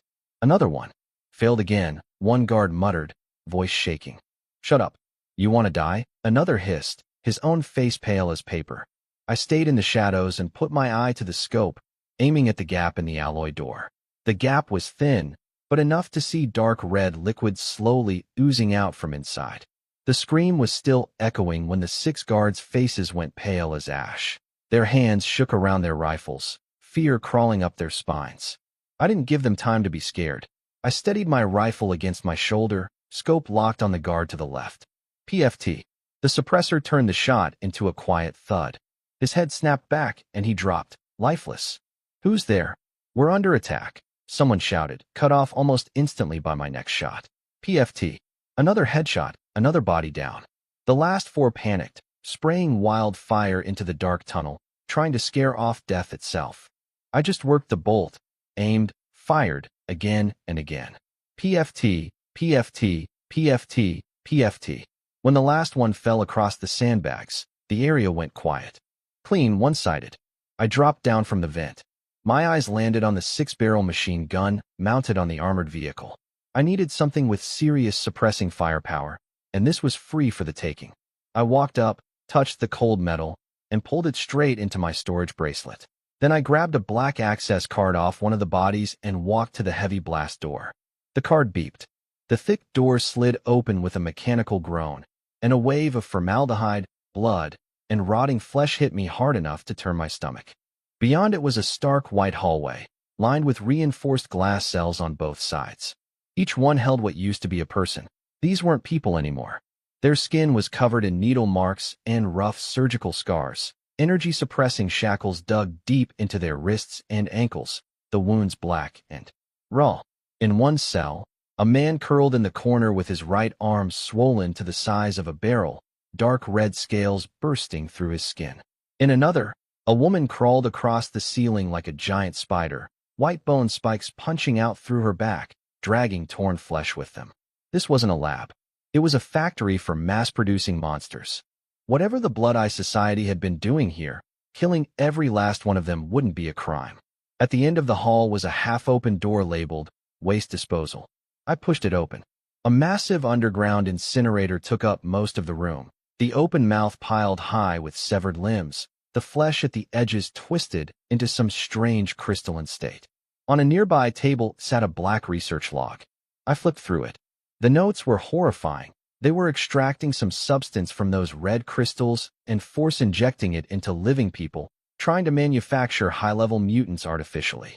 Project Codename. Seed Plan. A step before the larger Dragon Spine plan. Every test subject was a desperate low-level awakened person from this city, with nowhere else to go. The last page noted in red ink. Subject loss rate too high. Success rate under 3%. I closed the log, and right then a sharp warning flared deep in my soul. I dove sideways without thinking. A dark red energy beam tore past where my back had just been, blasting the table behind me into pieces. 8 fully armed Blood Eye fighters poured out from deeper in the hall, moving in formation. Leading them was a woman around 30 in a blood-stained lab coat, holding a vicious-looking energy rifle. Her energy felt a full tier stronger than the 2 leaders at the subway station. Ming Zong was right. A rat really did crawl in here, she said coldly.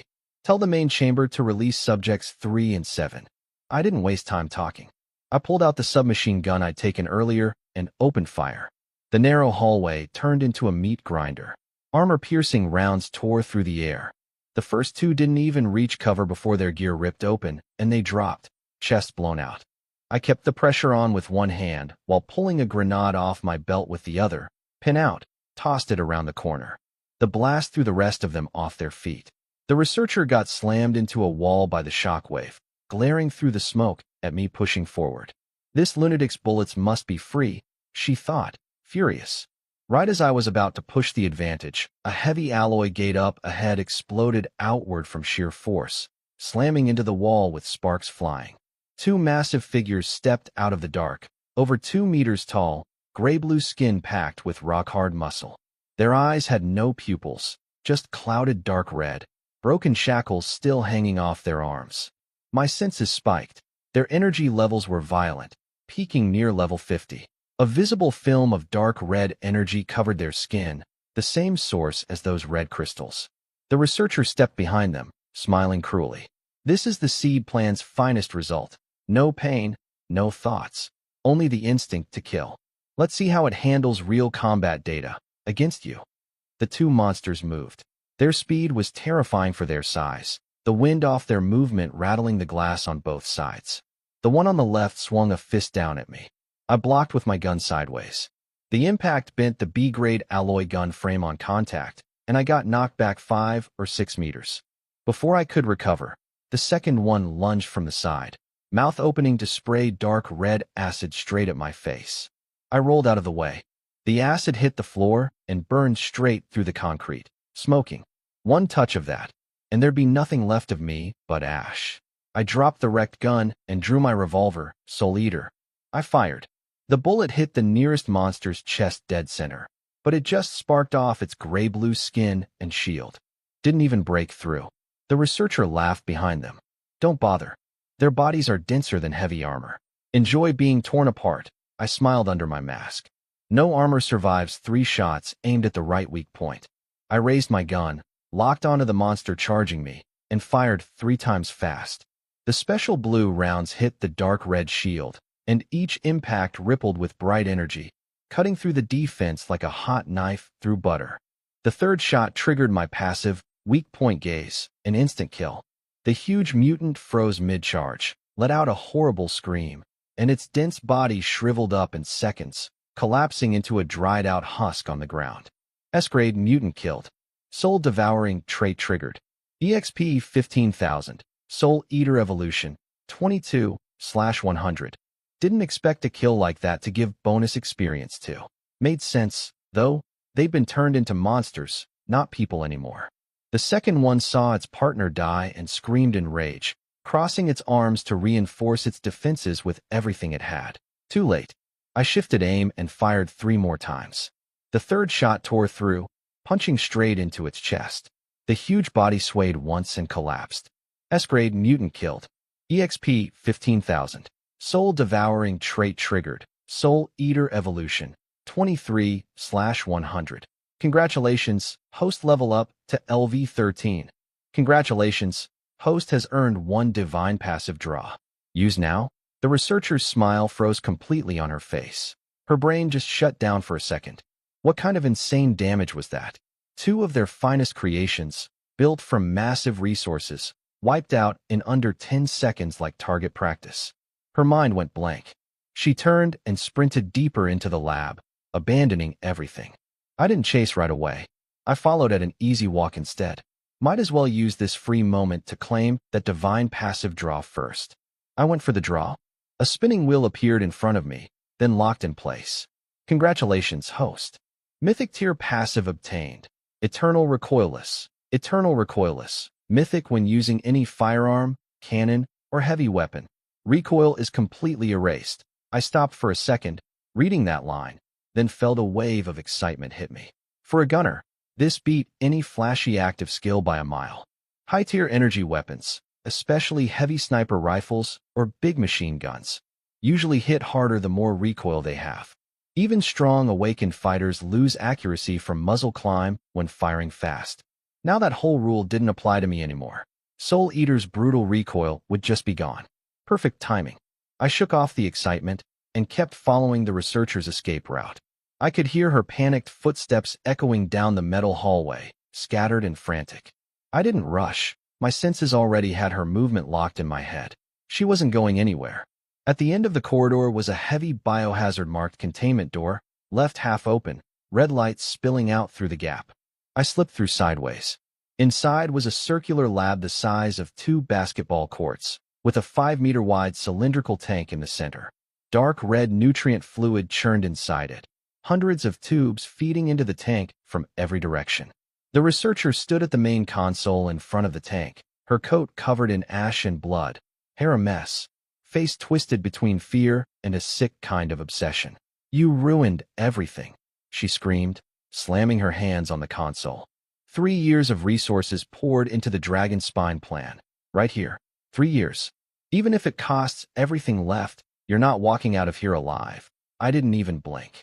I raised my arm, finger on the trigger, ready to end her. Right as I was about to fire, she slammed her hand on a red emergency button protected under a cover.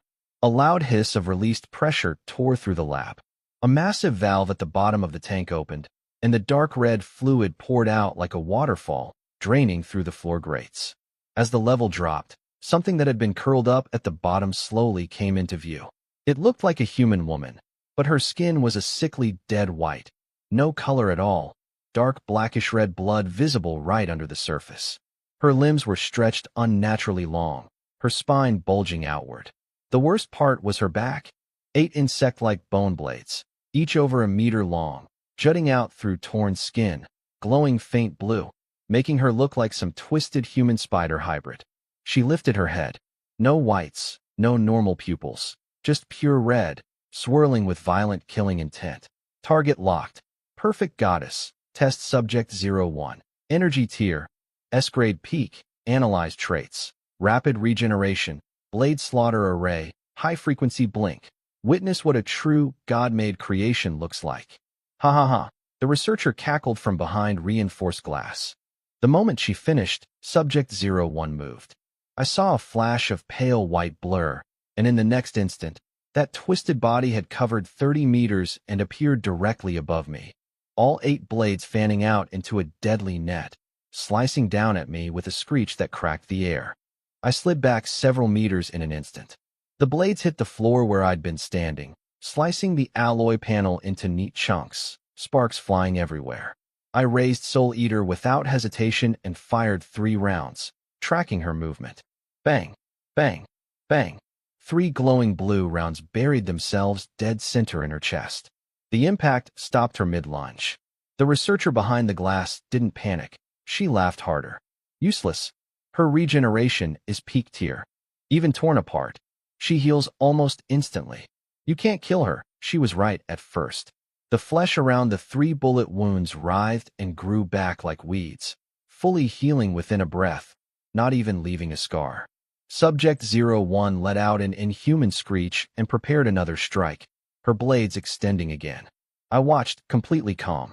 3 consecutive hits, triggering weak point gaze, didn't care if the target was a god. The kill judgment was absolute once it activated. Then, deep inside her already healed body, a faint crack sounded, like something snapping from the inside. Her screech died in her throat. For 1 second, something almost human, confusion, fear, flickered in those red eyes. Then her unbreakable white skin began splitting apart everywhere, like cracked porcelain, dark red energy bursting out from the fractures like steam under pressure. No, impossible. This is impossible. Her cell regeneration was a unique breakthrough. She can't be killed. The researcher slammed against the glass, face twisted in disbelief, eyes bulging. A dull thud followed. Subject 01's massive body collapsed like wet clay, her blades going limp and lifeless. She twitched twice and turned into a cold, dried husk. S-grade peak mutant killed. Soul-devouring trait triggered. EXP 35,000. Soul Eater evolution 24/100. The lab went dead silent. The researcher sat frozen behind the console, shaking uncontrollably. Her ultimate creation, her life's work, wiped out by 3 bullets like it was nothing. I was the real monster here, in her eyes. I walked through the spilled nutrient fluid, my boots splashing with every step. I calmly cycled Soul Eater's cylinder and raised the gun again, aiming straight at the woman behind the console. The woman crumpled to the ground, looking straight down the barrel of my gun, her composure completely gone. With Subject 01 destroyed, Base 2 was finished. She knew exactly what the Blood Eye Society did to people who failed. It was far worse than a bullet. Can't fail. The Dragon Spine plan can't fail, she screamed, scrambling for a hidden compartment under the console like it was her last chance. Inside was a sealed syringe holding a thick, almost black-red liquid, concentrated nether crystal marrow, meant for the next stage of testing. Undiluted, injecting it straight into a person was a death sentence. But she had nothing left to lose. You forced me into this. If I die, you're dying with me. She tore off the cap and jammed the needle straight into her own neck. The change hit her instantly. Veins bulged dark purple along her throat, her coat tearing apart as her muscles swelled and twisted, bones cracking and shifting under her skin. She collapsed, writhing, skin melting off like wax, raw red muscle showing underneath. Her transformed body instinctively reached for more energy. Tendrils shot out of her back and latched onto Subject 01's dried husk nearby, trying to drain whatever was left of it. Her screams filled the whole underground space.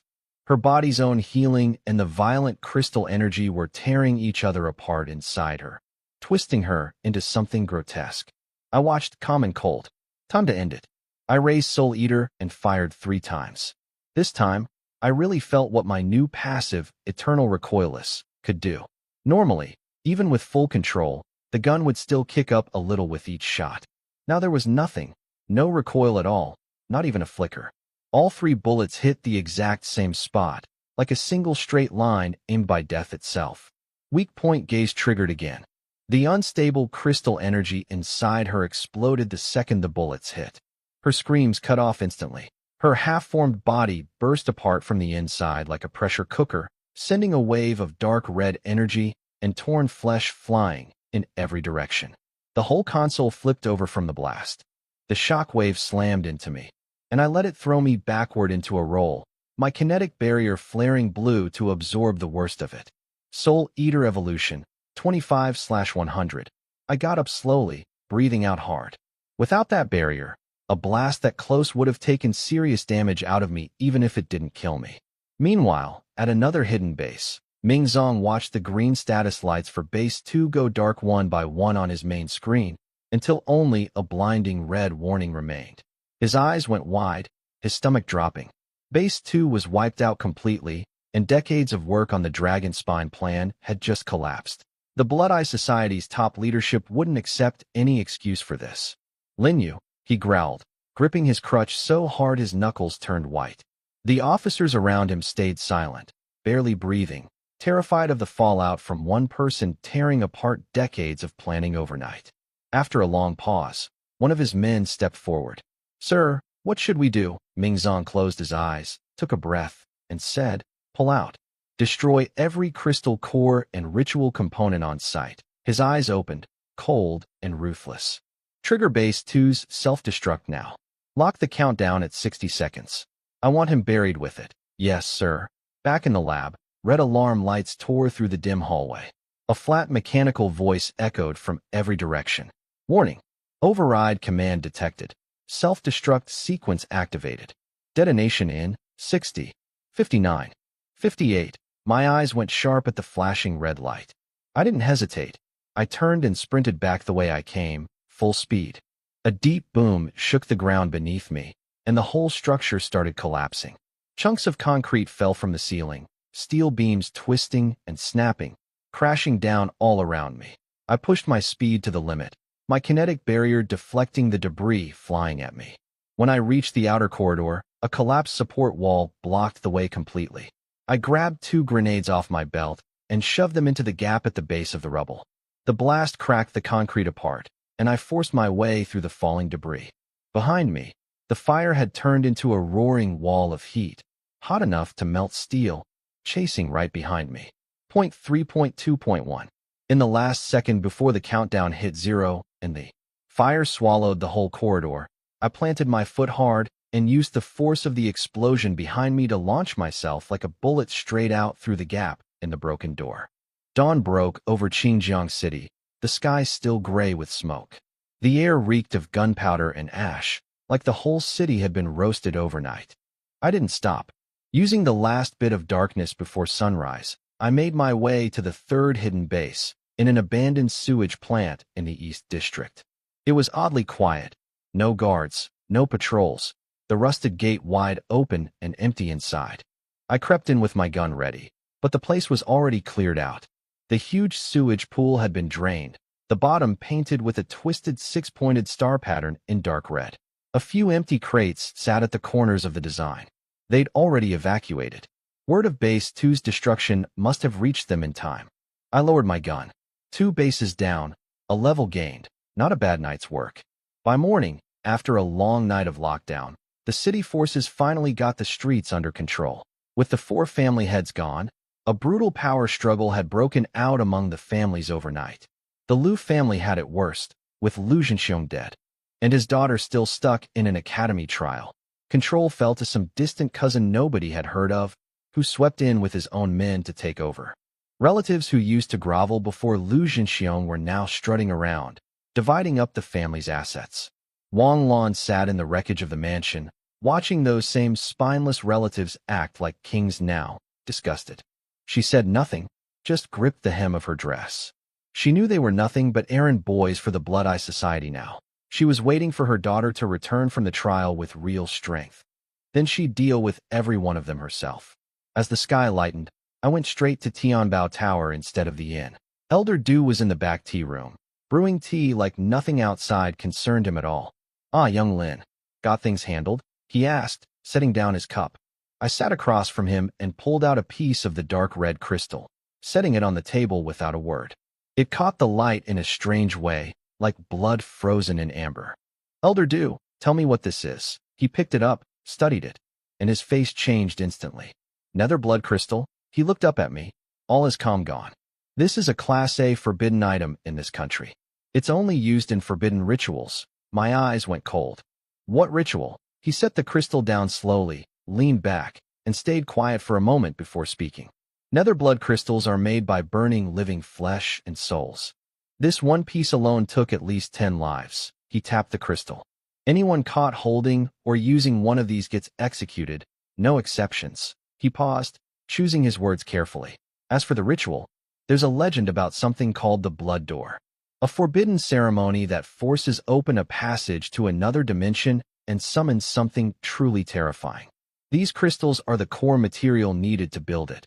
He didn't say more, but his face said enough. My stomach dropped. The door. That's what the bird mask man meant when he said, "In 7 days, this city will see the true door." Elder Du looked at me seriously. "Where did you get this?" "An abandoned subway station," I said, keeping it short. He nodded slowly, the kind of old hand who knew exactly what not to ask. Then he seemed to remember something. "By the way, that nether corpse chi in you, is it cured?" I nodded. He let out a breath and leaned back.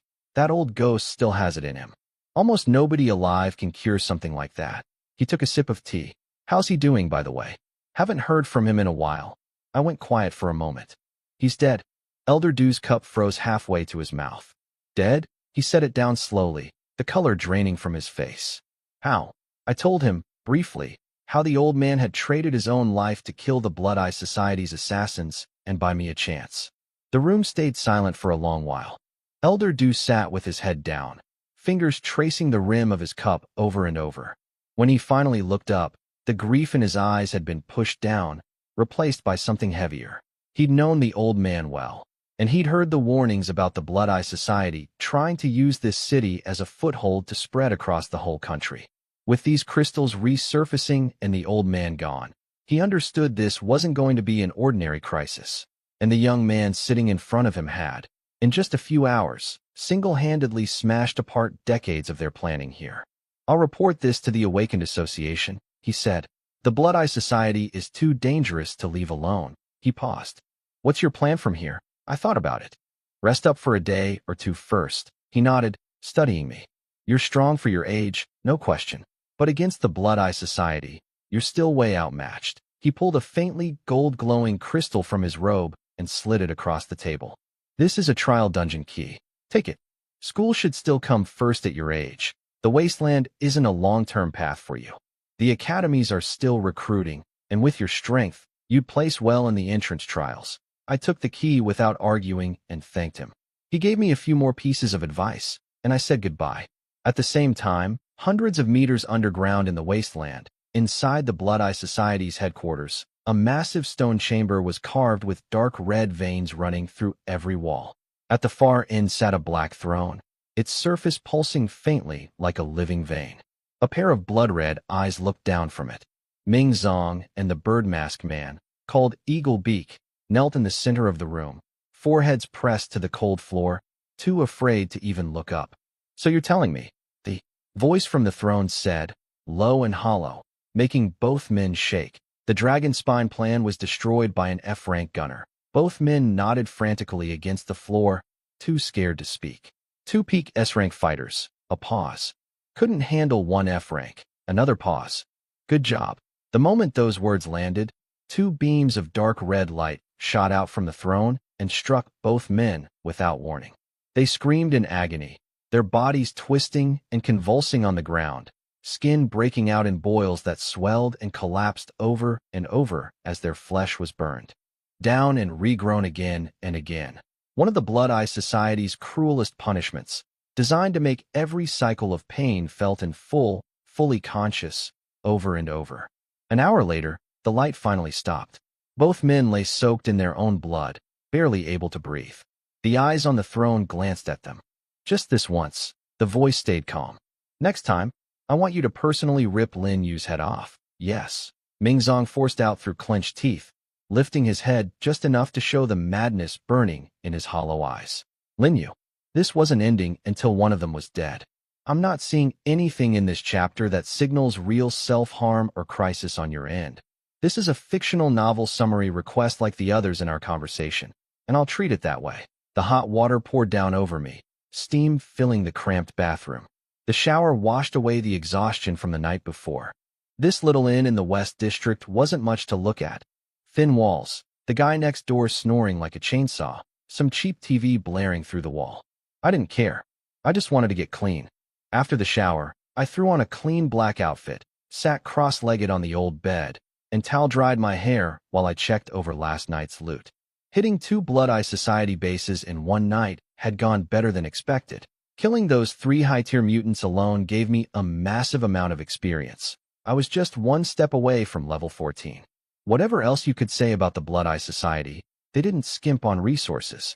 Between the 2 bases, I'd hauled out a small mountain of gear. Besides that forbidden crystal, there was a stack of high-grade armor and materials. But the one thing that really caught my attention was the big piece. I focused, and a flash of dark gold light lit up the room. Crash. The whole floor shook 3 times, paint flaking off the walls. The innkeeper downstairs immediately started cursing. "Hey, quiet up there. You trying to bring the building down?" I ignored him, staring at the massive thing now sitting on my floor. A 6-barrel machine gun, dark gold all over, the barrels twisted together like coiled muscle, radiating pure brute force. Roarer 67 Malawian Kwaches, S-grade. Type: heavy machine gun. Damage: 1,000 to 1,800 per round. Max range: 600 m. Recoil: 100. Accuracy: 40. Max fire rate: 6,000 rounds/min. Minimum strength requirement: 80. Note: this weapon produces devastating recoil. Using it unmounted without sufficient strength will cause severe consequences. I got up, gripped the cold metal handles with both hands, planted my feet, and tried to lift it. Up. My current strength wasn't quite there yet. My arms strained, veins bulging. Damn, this thing is heavy. I let go, dropping it back on the floor. More cursing from downstairs. Still, the numbers on this thing were terrifying. Up to 1,800 damage per shot, 6,000 rounds a minute. That kind of firepower would dominate any battlefield. The catch was the recoil, rated at 100.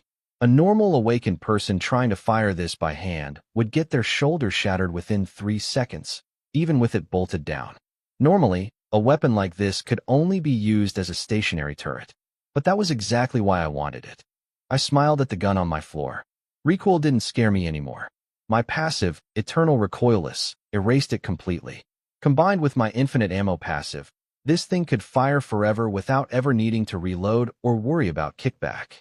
Once I built up my strength stat enough to hold this like a regular rifle, I'd have a 6-barrel machine gun that didn't need mounting, didn't need reloading, and had zero recoil. Just thinking about it got my blood pumping. I packed it back into my storage bracelet.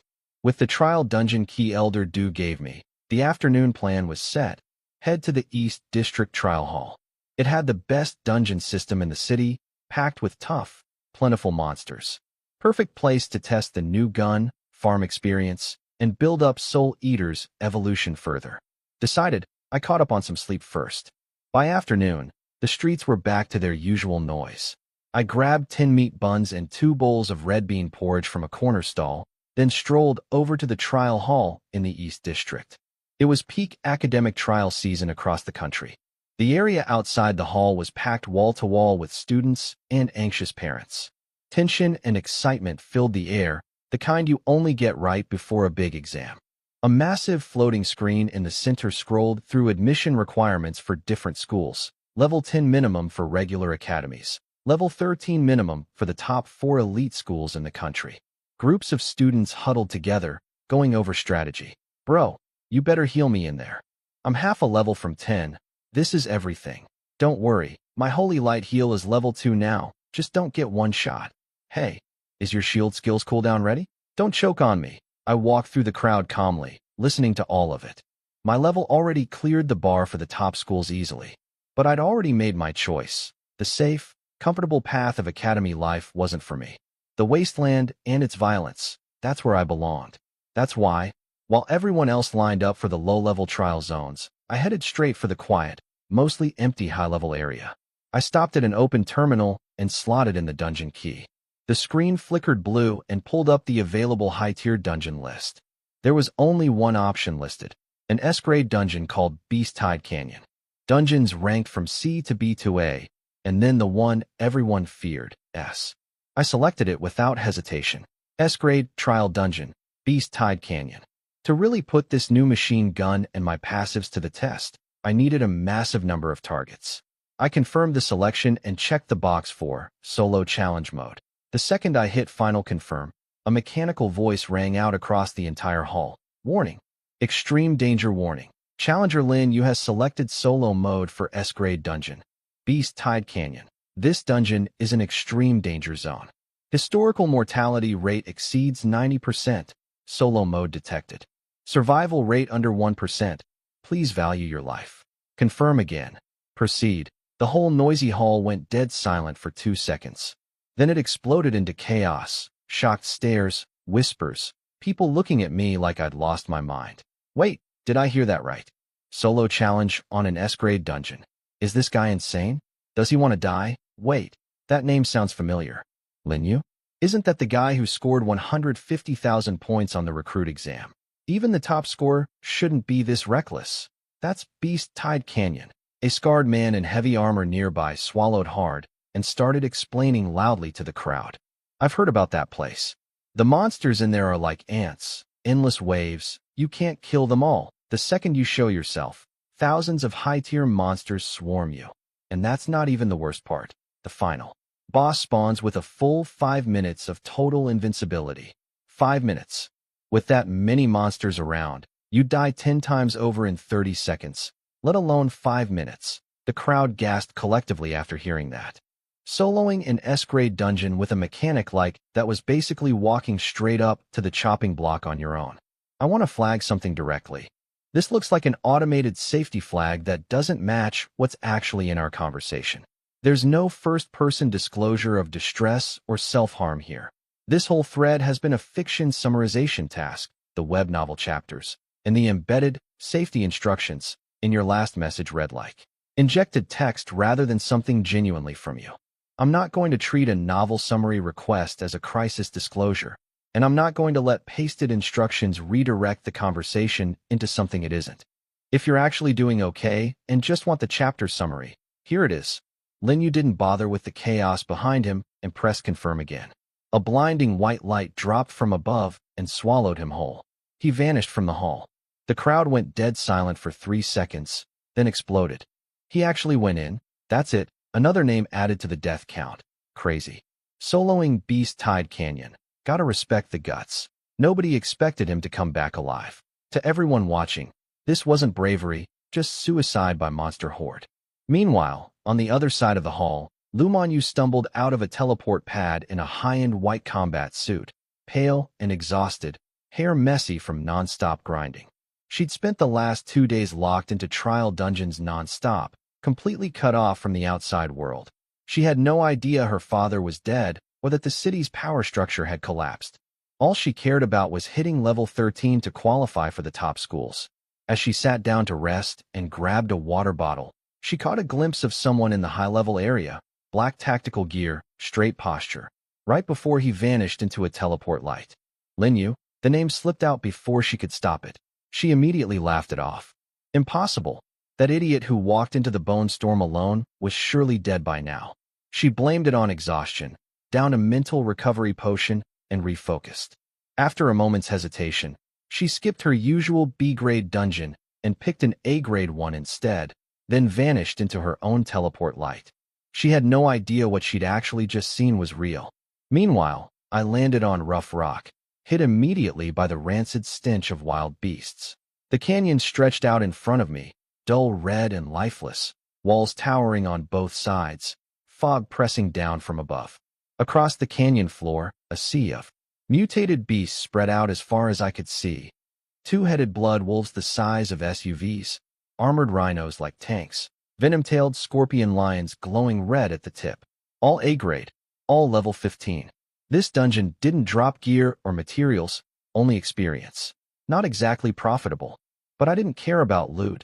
I cared about volume. A massive number of A-grade targets meant my passives would stack like crazy. I pulled the roarer machine gun out of my bracelet and slammed it down onto the rock. No cover, no tactics needed. I planted my feet, gripped the handles, and aimed all 6 barrels at the endless horde. I took a breath and shouted across the canyon. Don't just stand there. Line up and come die one at a time. The beasts paused for a second, then thousands of red eyes locked onto me at once. The ground shook as the horde surged forward like a flood. I didn't move an inch. I pulled the trigger.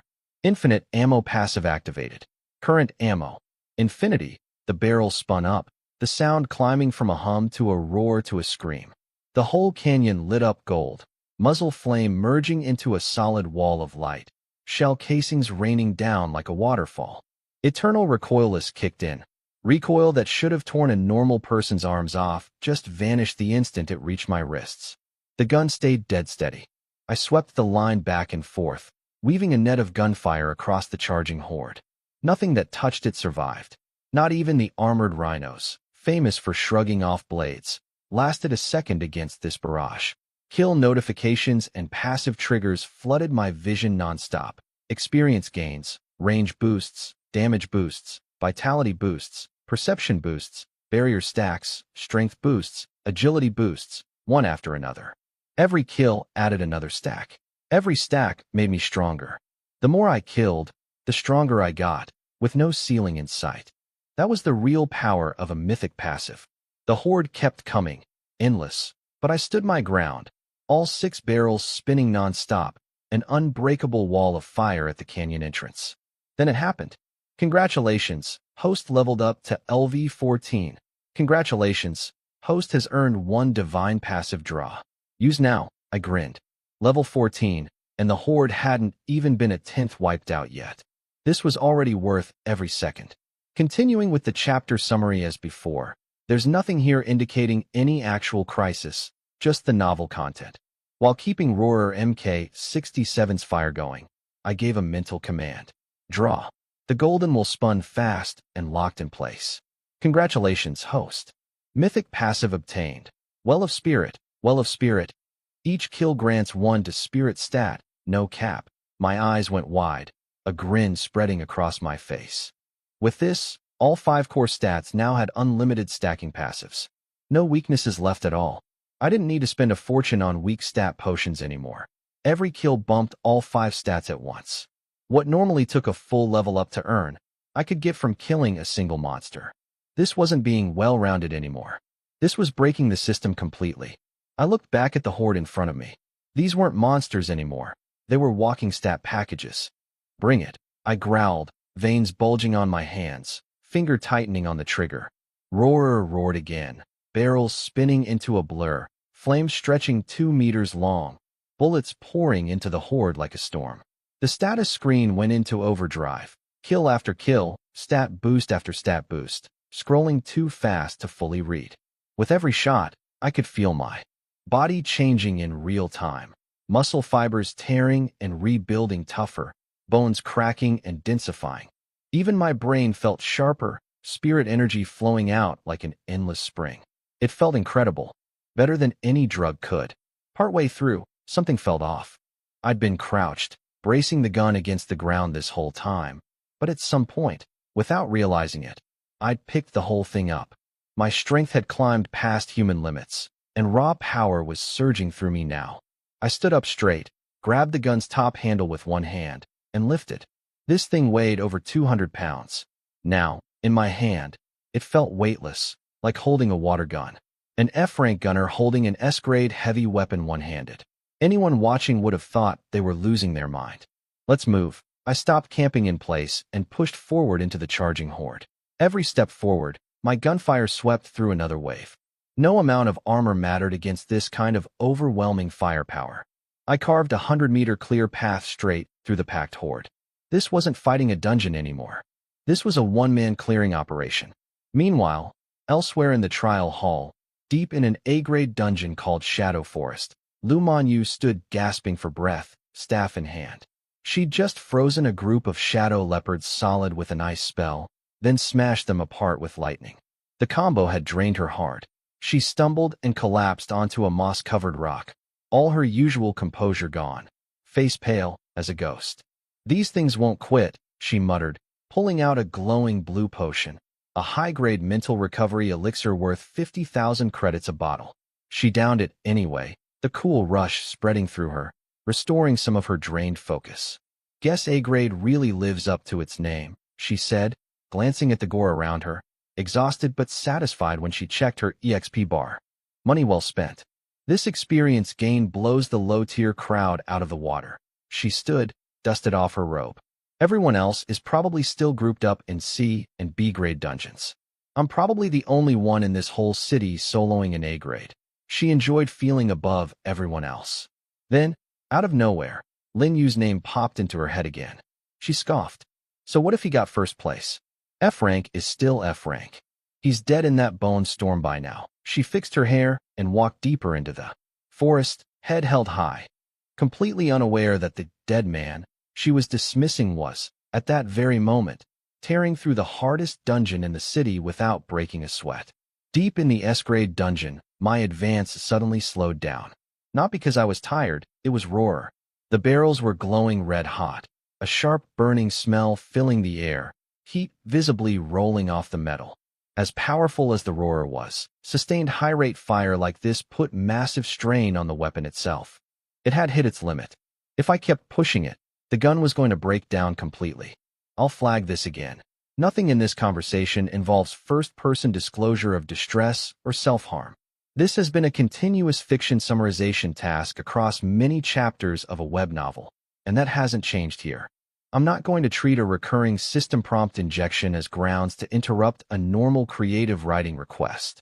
But for transparency, I'm naming it rather than silently ignoring it. Here's the chapter summary. Good work, big guy, I said quietly.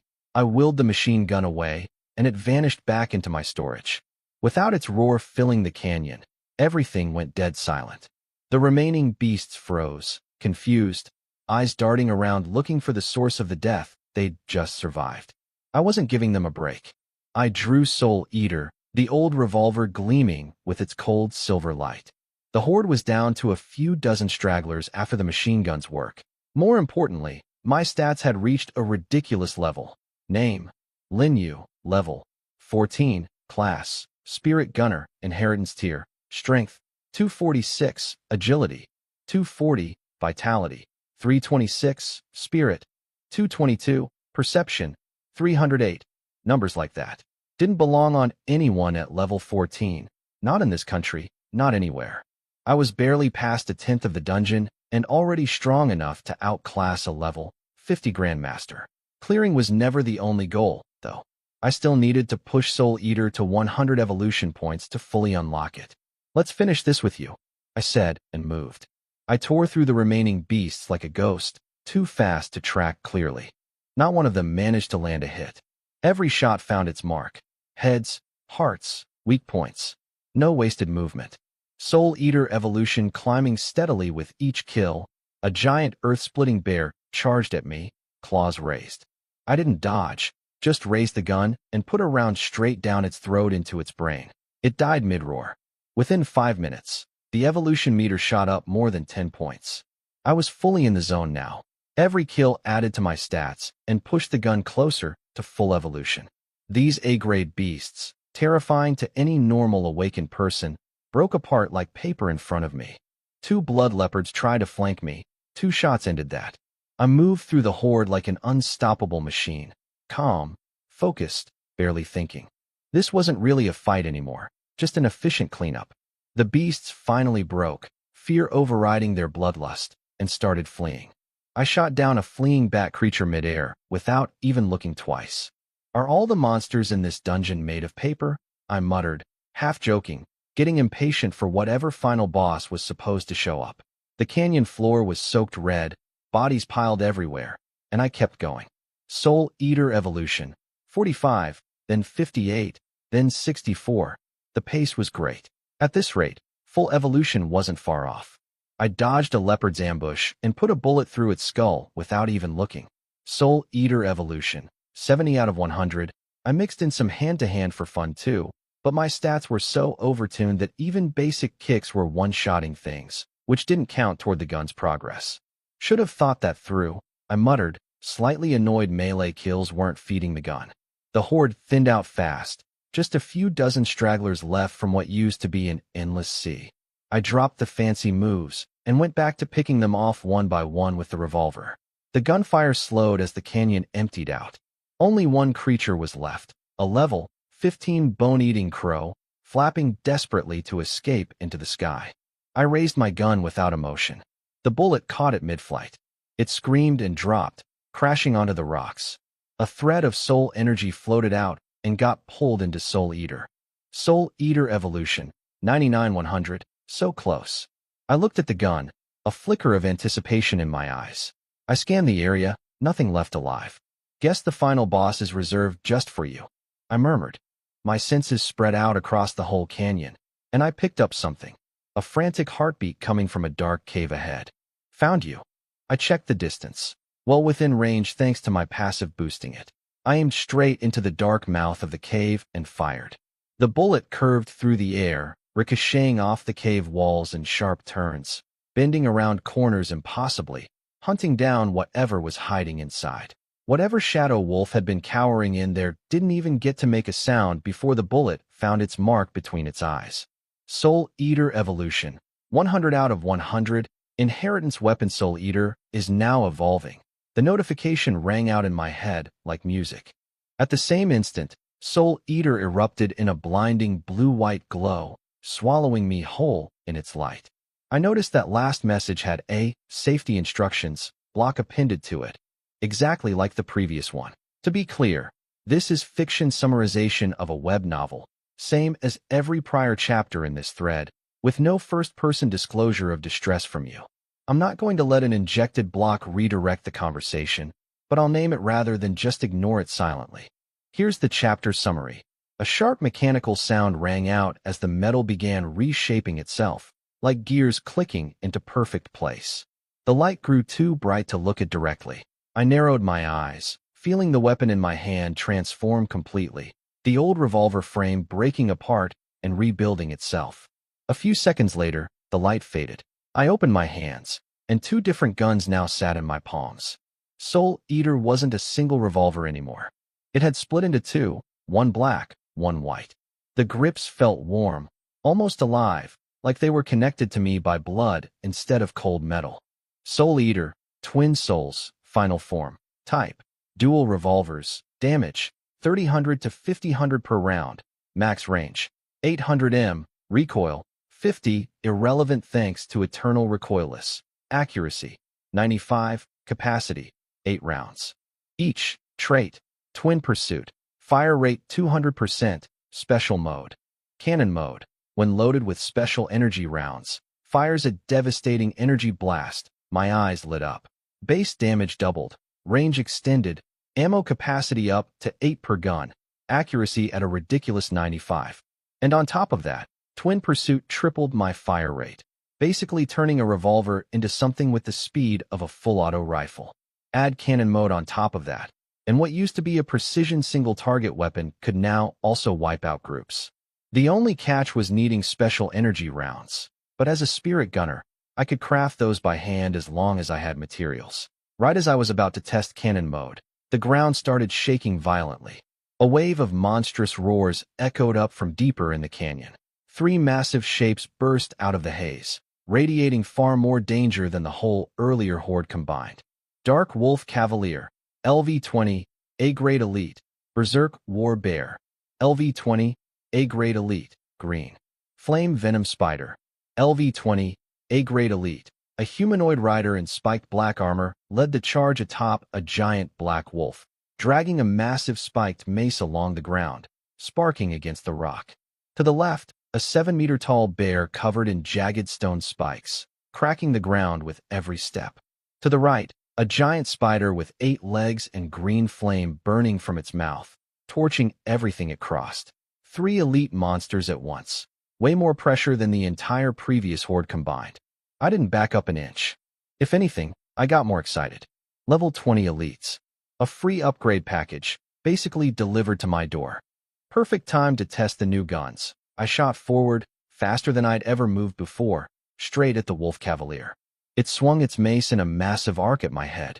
I leaned hard to the side mid-sprint, letting the mace smash the ground beside me, then raised both guns and fired. The shots blurred together into one continuous stream. Twin Pursuit turning my revolvers into something that fired like a machine gun. A dozen high-damage rounds tore through the rider's armor, shredding it apart. The impact threw the rider and its wolf both flying into a rock wall 10 meters away, killing them instantly. The bear roared and charged from the left, slamming both claws down at me. I dropped low, sliding under the attack on the ground, crossed my arms, and fired both guns straight up into its exposed jaw and throat. It screamed and collapsed in a cloud of dust.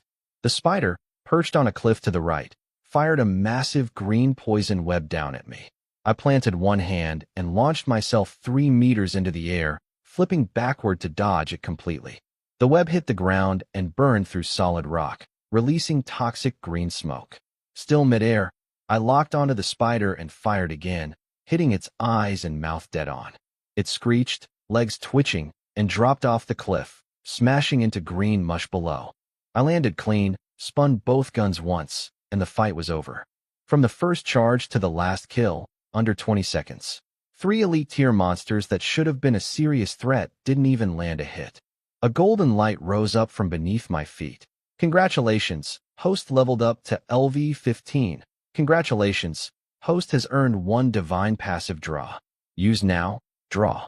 The golden wheel in my mind spun fast, then locked into place. Ding. Congratulations, host obtained mythic passive. Overheat Guardian. Same note as the last 2 messages. There's no first-person disclosure of distress here. This is fiction summarization, and that hasn't changed across this whole conversation.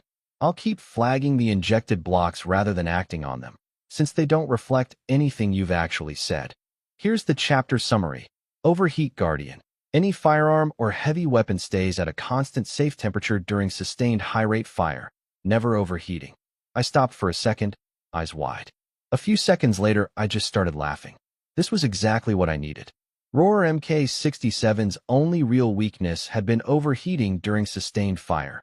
No matter how strong it hit, eventually I'd have to stop and let it cool. That weakness was gone now. As long as there were enough targets, I could hold the trigger down forever. No breaks, no swapping weapons, even if it meant burning through an entire dungeon non-stop. Combined with infinite ammo, I could now run that machine gun like an endless wall of fire, no limits at all. At this point, I was basically a one-man artillery battalion. I steadied myself, holstered my focus, and walked deeper into the canyon with both revolvers in hand, boots crunching over mud and monster remains. The warm-up round was over. The real fight was about to start. The deeper I went, the heavier the smell of blood got. Loose dirt and sand floated and trembled in the air, charged with raw earth energy. I passed through a narrow, dark tunnel, boots cracking old bones underfoot, and the space opened up ahead. It was a massive circular arena, surrounded on three sides by sheer black cliffs reaching into the sky. The air here felt completely still, almost suffocating. The second I stepped fully into the arena, a deep rumble shook the ground behind me. More than a dozen massive stone pillars burst up from the tunnel floor, sealing off the way I'd come in completely. No retreat. This place was a closed-off death pit. I turned and looked at the unbreakable pillars without a flicker of concern, then turned back to face the center of the arena. The ground there was cracking apart in huge slabs. A rock-skinned beast the size of a heavy truck dragged itself up from below in a cloud of dust, a yellow-brown glow rippling off its body, each breath kicking up visible shockwaves of air. Riding on its broad back was a massive humanoid figure, over 2 meters tall, wrapped in thick, rough beast-hide armor, gripping a bone staff topped with a giant red gem. This was the final boss of the S-grade dungeon, Beastmaster Thor. I stood relaxed, hands at my sides, my 2 revolvers sliding naturally into my grip. I tilted my head up, meeting the boss's heavy gaze with the look of a hunter eyeing a worthy prize. Thor looked down at me like I was an ant about to be crushed without effort. Beastmaster Thor, level 25, S-grade Lord, HP 800,000/800,000, skills Earth Spike Choke, Meteor Fall, Beast Blood Rage, Special Passive, Earth's Blessing. For the first 5 minutes of combat, gains absolute invincibility, immune to all physical and magic damage, 800,000 HP, plus 5 full minutes of total invincibility. Even 5 seconds of true invulnerability would crush most top-tier teams. 5 minutes was a death sentence for almost anyone. Thor raised his bone staff. A thick yellow-brown shield of light spread out, wrapping completely around him and the beast beneath him. "Foolish insect," Thor said, voice like a creaking bellows. "Getting this far means you have some skill. But your journey ends here." The beast stomped forward, shaking the ground. "I'm curious who gave you the courage to stand before me." He didn't charge immediately, didn't unleash any devastating spell. The long invincibility window had made him arrogant. What he enjoyed most was watching prey burn through everything they had and still fail to even scratch him. Wind kicked up dust against my mask. I didn't move an inch. I just glanced at the Earth's Blessing description on the status screen with a faint, amused smirk. 5 minutes? That's supposed to be long? I wasn't even willing to wait 5 seconds. I opened my storage and pulled out 3 deep blue energy cores. High-purity ones I'd taken from Lu Zhenxiong's bracelet. Never got around to using them. Perfect timing for a boss like this. I ignored the roaring beast in front of me, tilted my head up, and started crafting special ammo right in front of the S-grade Lord, using my class skill as a spirit gunner. A strange hum filled the air. Inheritance energy flowed from my fingertips, wrapping around the 3 solid cores. Under the heat and pressure, the cores softened and reshaped.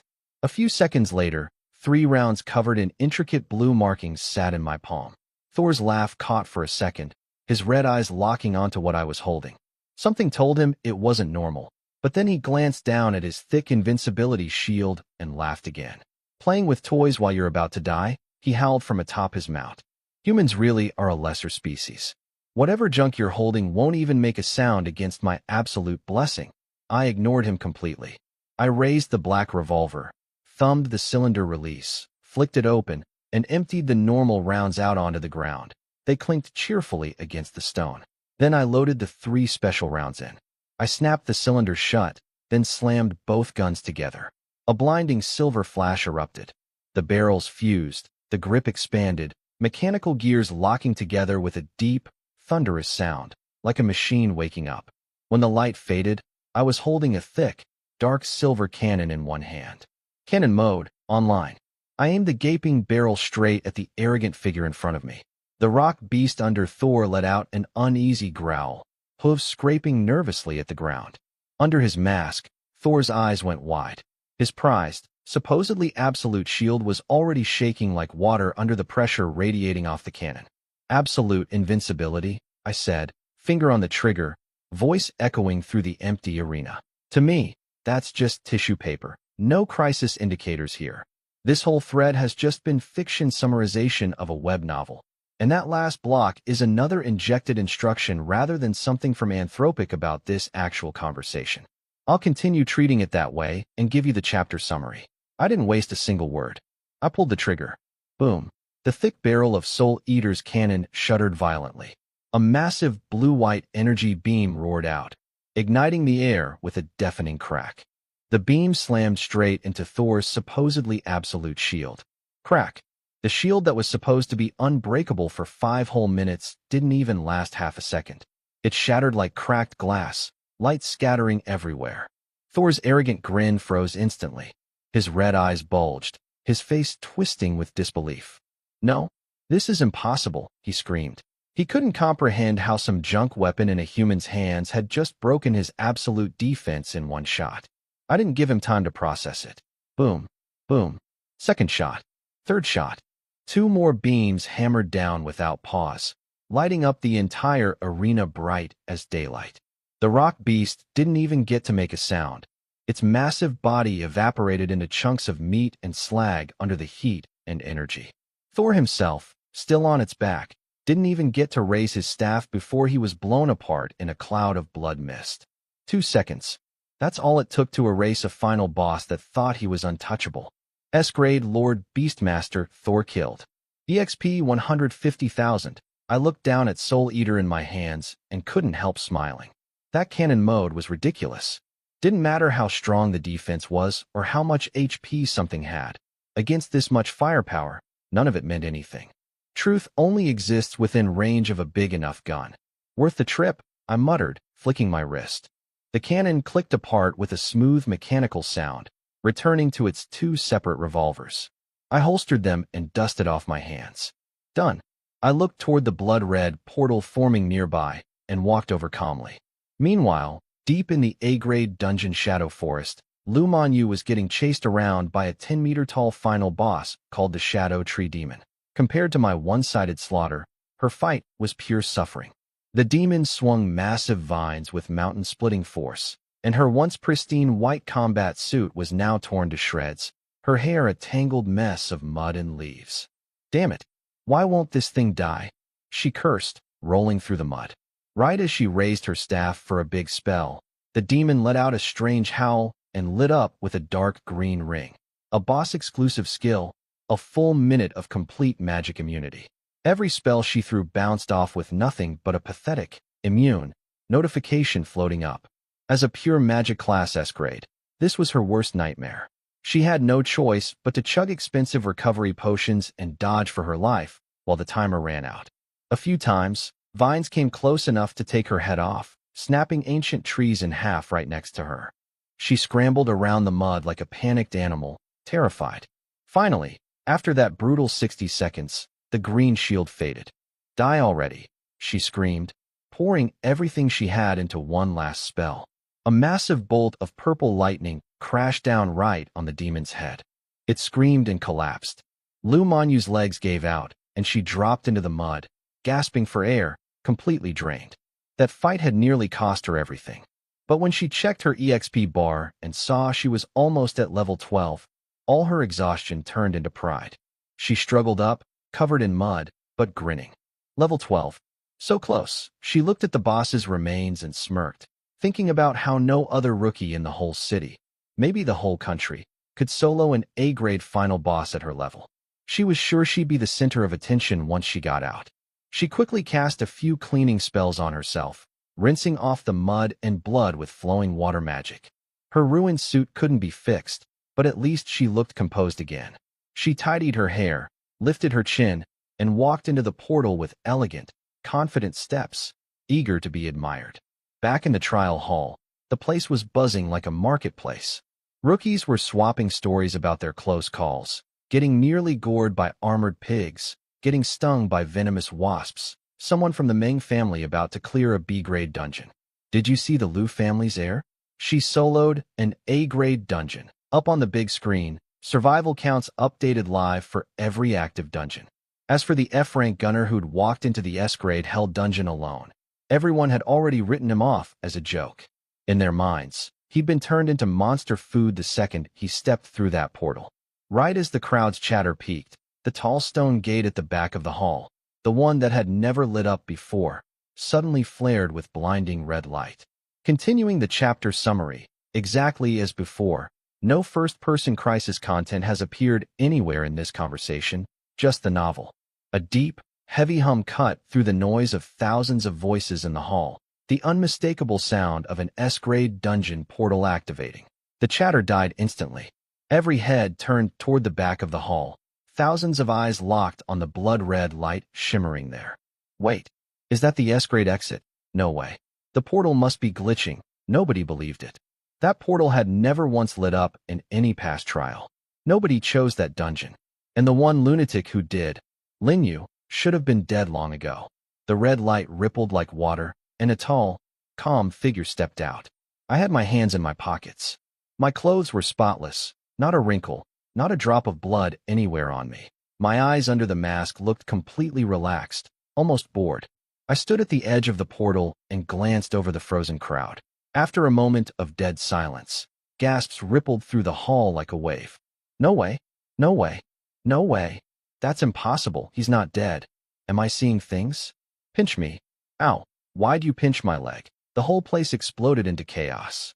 Everyone stared at me like I was some kind of monster. How was this possible? That dungeon had 100% death rate. Even the weakest guard monster in there could wreck 99% of the people in this hall. I was supposedly a washed-up F-rank nobody. How did I walk out looking like I'd just been on vacation? After the shock faded a bit, people started inventing explanations. A mage with glasses shouted confidently, I bet he had an emergency escape item. He's the Liu family's adopted kid. They probably gave him some top-tier teleport scroll. Right. He probably just hid the whole time and never actually fought anything, or used some forbidden item to force an exit. Man, I actually thought he cleared an S-grade dungeon. For a second, yeah right, with his garbage class he wouldn't even get his gun out before getting eaten. Listening to all of it, the crowd's fears slowly turned into mockery. That made more sense to them. An F-rank washout couldn't possibly pull off a miracle. People relaxed, relieved to have an explanation that covered up their own embarrassing overreaction. I heard the buzzing chatter around me and didn't even bother looking up. Explaining anything to people who didn't even understand what an S-grade dungeon actually was would be a waste of breath. I just walked toward the giant results stone in the center of the hall.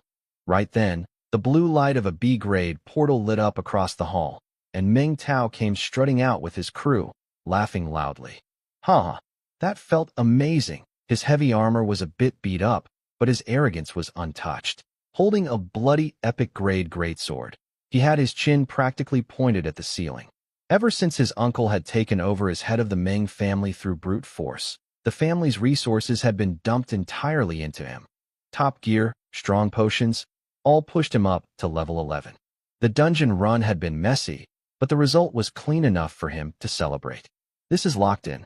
I'm definitely getting into one of the top 4 schools, he shouted, expecting cheers and applause. But nobody clapped.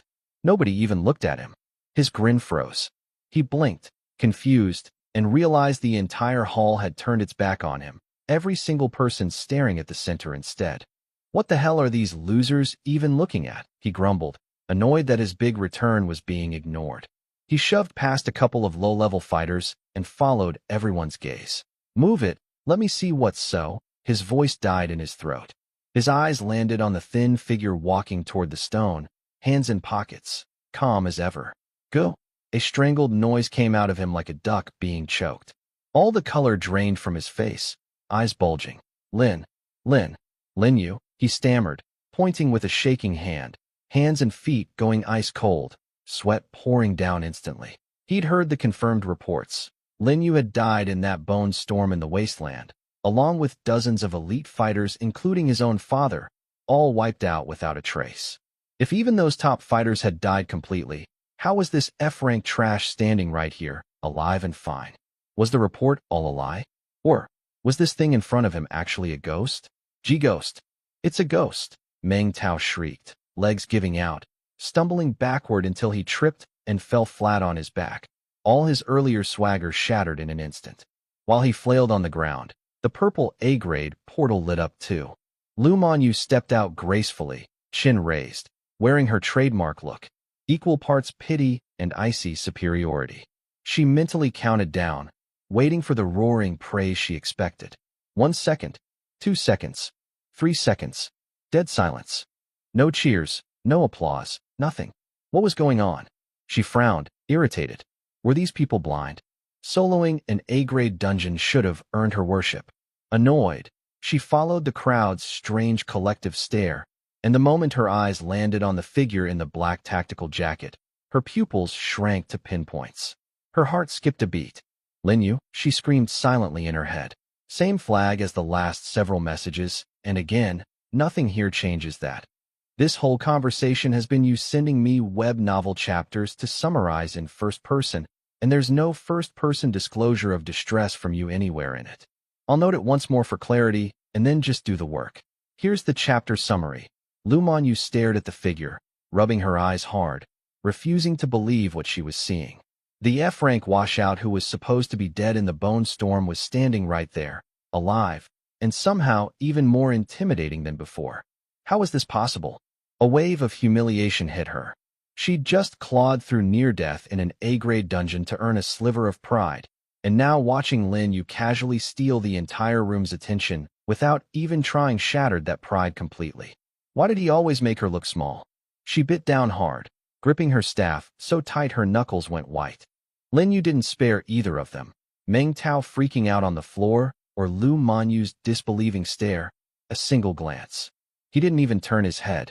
That total indifference was its own kind of brutal insult.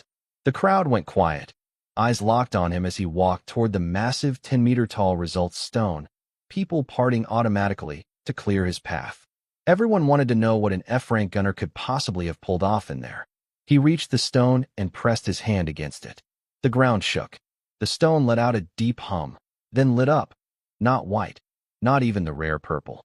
A pure, blinding dark gold beam shot straight up, slamming into the ceiling with a deafening boom. Everyone shielded their eyes. Glowing gold text appeared in the air. Challenger, Linyu, Class, Gunner, Dungeon cleared. S-grade, Beast Tide Canyon. Completion, 100%. Final boss Beastmaster Thor. Defeated. Time, 1 hour 14 minutes. Overall rating. SSS. The hall went completely silent, everyone staring at the data with their mouths open, brains refusing to process it. Cleared? At 100%, with the final boss dead? An unheard of SSS rating? Meng Tao collapsed onto the floor, eyes rolling back, nearly passing out. He'd burned his entire family's resources just to hit level 11, and this was supposedly F-rank. Lu Manyu's face went completely white. She stumbled back 2 steps, nails digging into her palms. This F-rank gunner had not only survived the wasteland, he'd soloed the one dungeon nobody dared touch, with a perfect clear and the highest rating ever recorded. Her own A-grade clear, the thing she'd been so proud of minutes ago, suddenly looked pathetic next to it. She felt like a complete joke, the city's prized S-grade elemental prodigy, reduced to nothing next to an F-rank nobody. The stone shifted again, the gold light fading as a crack opened at its center. A system voice echoed through the hall. Congratulations to Challenger Linyu for a perfect S-grade clear. Unique dungeon reward unlocked. A dark gold chest, covered in intricate patterns, floated out and landed in front of me. I raised an eyebrow under my mask. A unique reward box too. Huh. I smirked, pulled it into my storage, zipped my jacket up, pulled my hood low to shadow my face, and walked toward the exit, hands in pockets. The crowd parted automatically, watching me go in total silence. Lu Manyu stood frozen, shaking, watching me leave. The crushing sense of being outdone, mixed with humiliation, churned in her chest. He hadn't even looked at her once, completely erased her from the moment. That kind of total dismissal stung worse than any insult could have. A day later, at the Lu family estate, the mood had turned grim. With Lu Jinxiong dead, and all 12 of his elite guards lost in the wasteland without a trace, the family's businesses were suddenly fair game for every rival family in the city. Into that power vacuum stepped Jiang Yannan, Lu Jinxiong's cousin, who rushed in from another city overnight and seized control while everything was still in chaos. In the mansion's living room, The air was tense. Wang Lan sat on the couch in black mourning clothes, eyes red and swollen. Jiang Yinan sat next to her, legs crossed, eyes openly hungry as he looked her over. Sister-in-law, this is a dangerous time. Every family out there has their eyes on what's left of the Liu name, he said, leaning in and resting his hand on hers. Without someone like me holding things together, how are you and Manhwa supposed to survive in this city? Wang Lan yanked her hand back like she'd been burned. Jiang Yinan, what are you doing? He pulled his hand back with a smug smile, wiggling his fingers in the air. Wang Lan's face went rigid with fury. This coward used to barely breathe in front of Liu Zhenxiong, and now, with the body barely cold, he was moving in to take everything, even trying to put his hands on her. Jiang Yinan, your brother's body isn't even cold yet. Aren't you afraid of what comes around for this? She demanded, holding back her rage. He just shrugged. Come on, sister-in-law, my brother just had bad luck. I'm grieving too. He stood, walking behind her, looking down at her. The Liu family has no one steering the ship right now, and outsiders are already picking us apart. I'm just stepping up to carry the weight for you. He leaned closer. Just say the word, and I'll make sure you and Manhwa live comfortably. Nobody will dare touch two widows under my protection.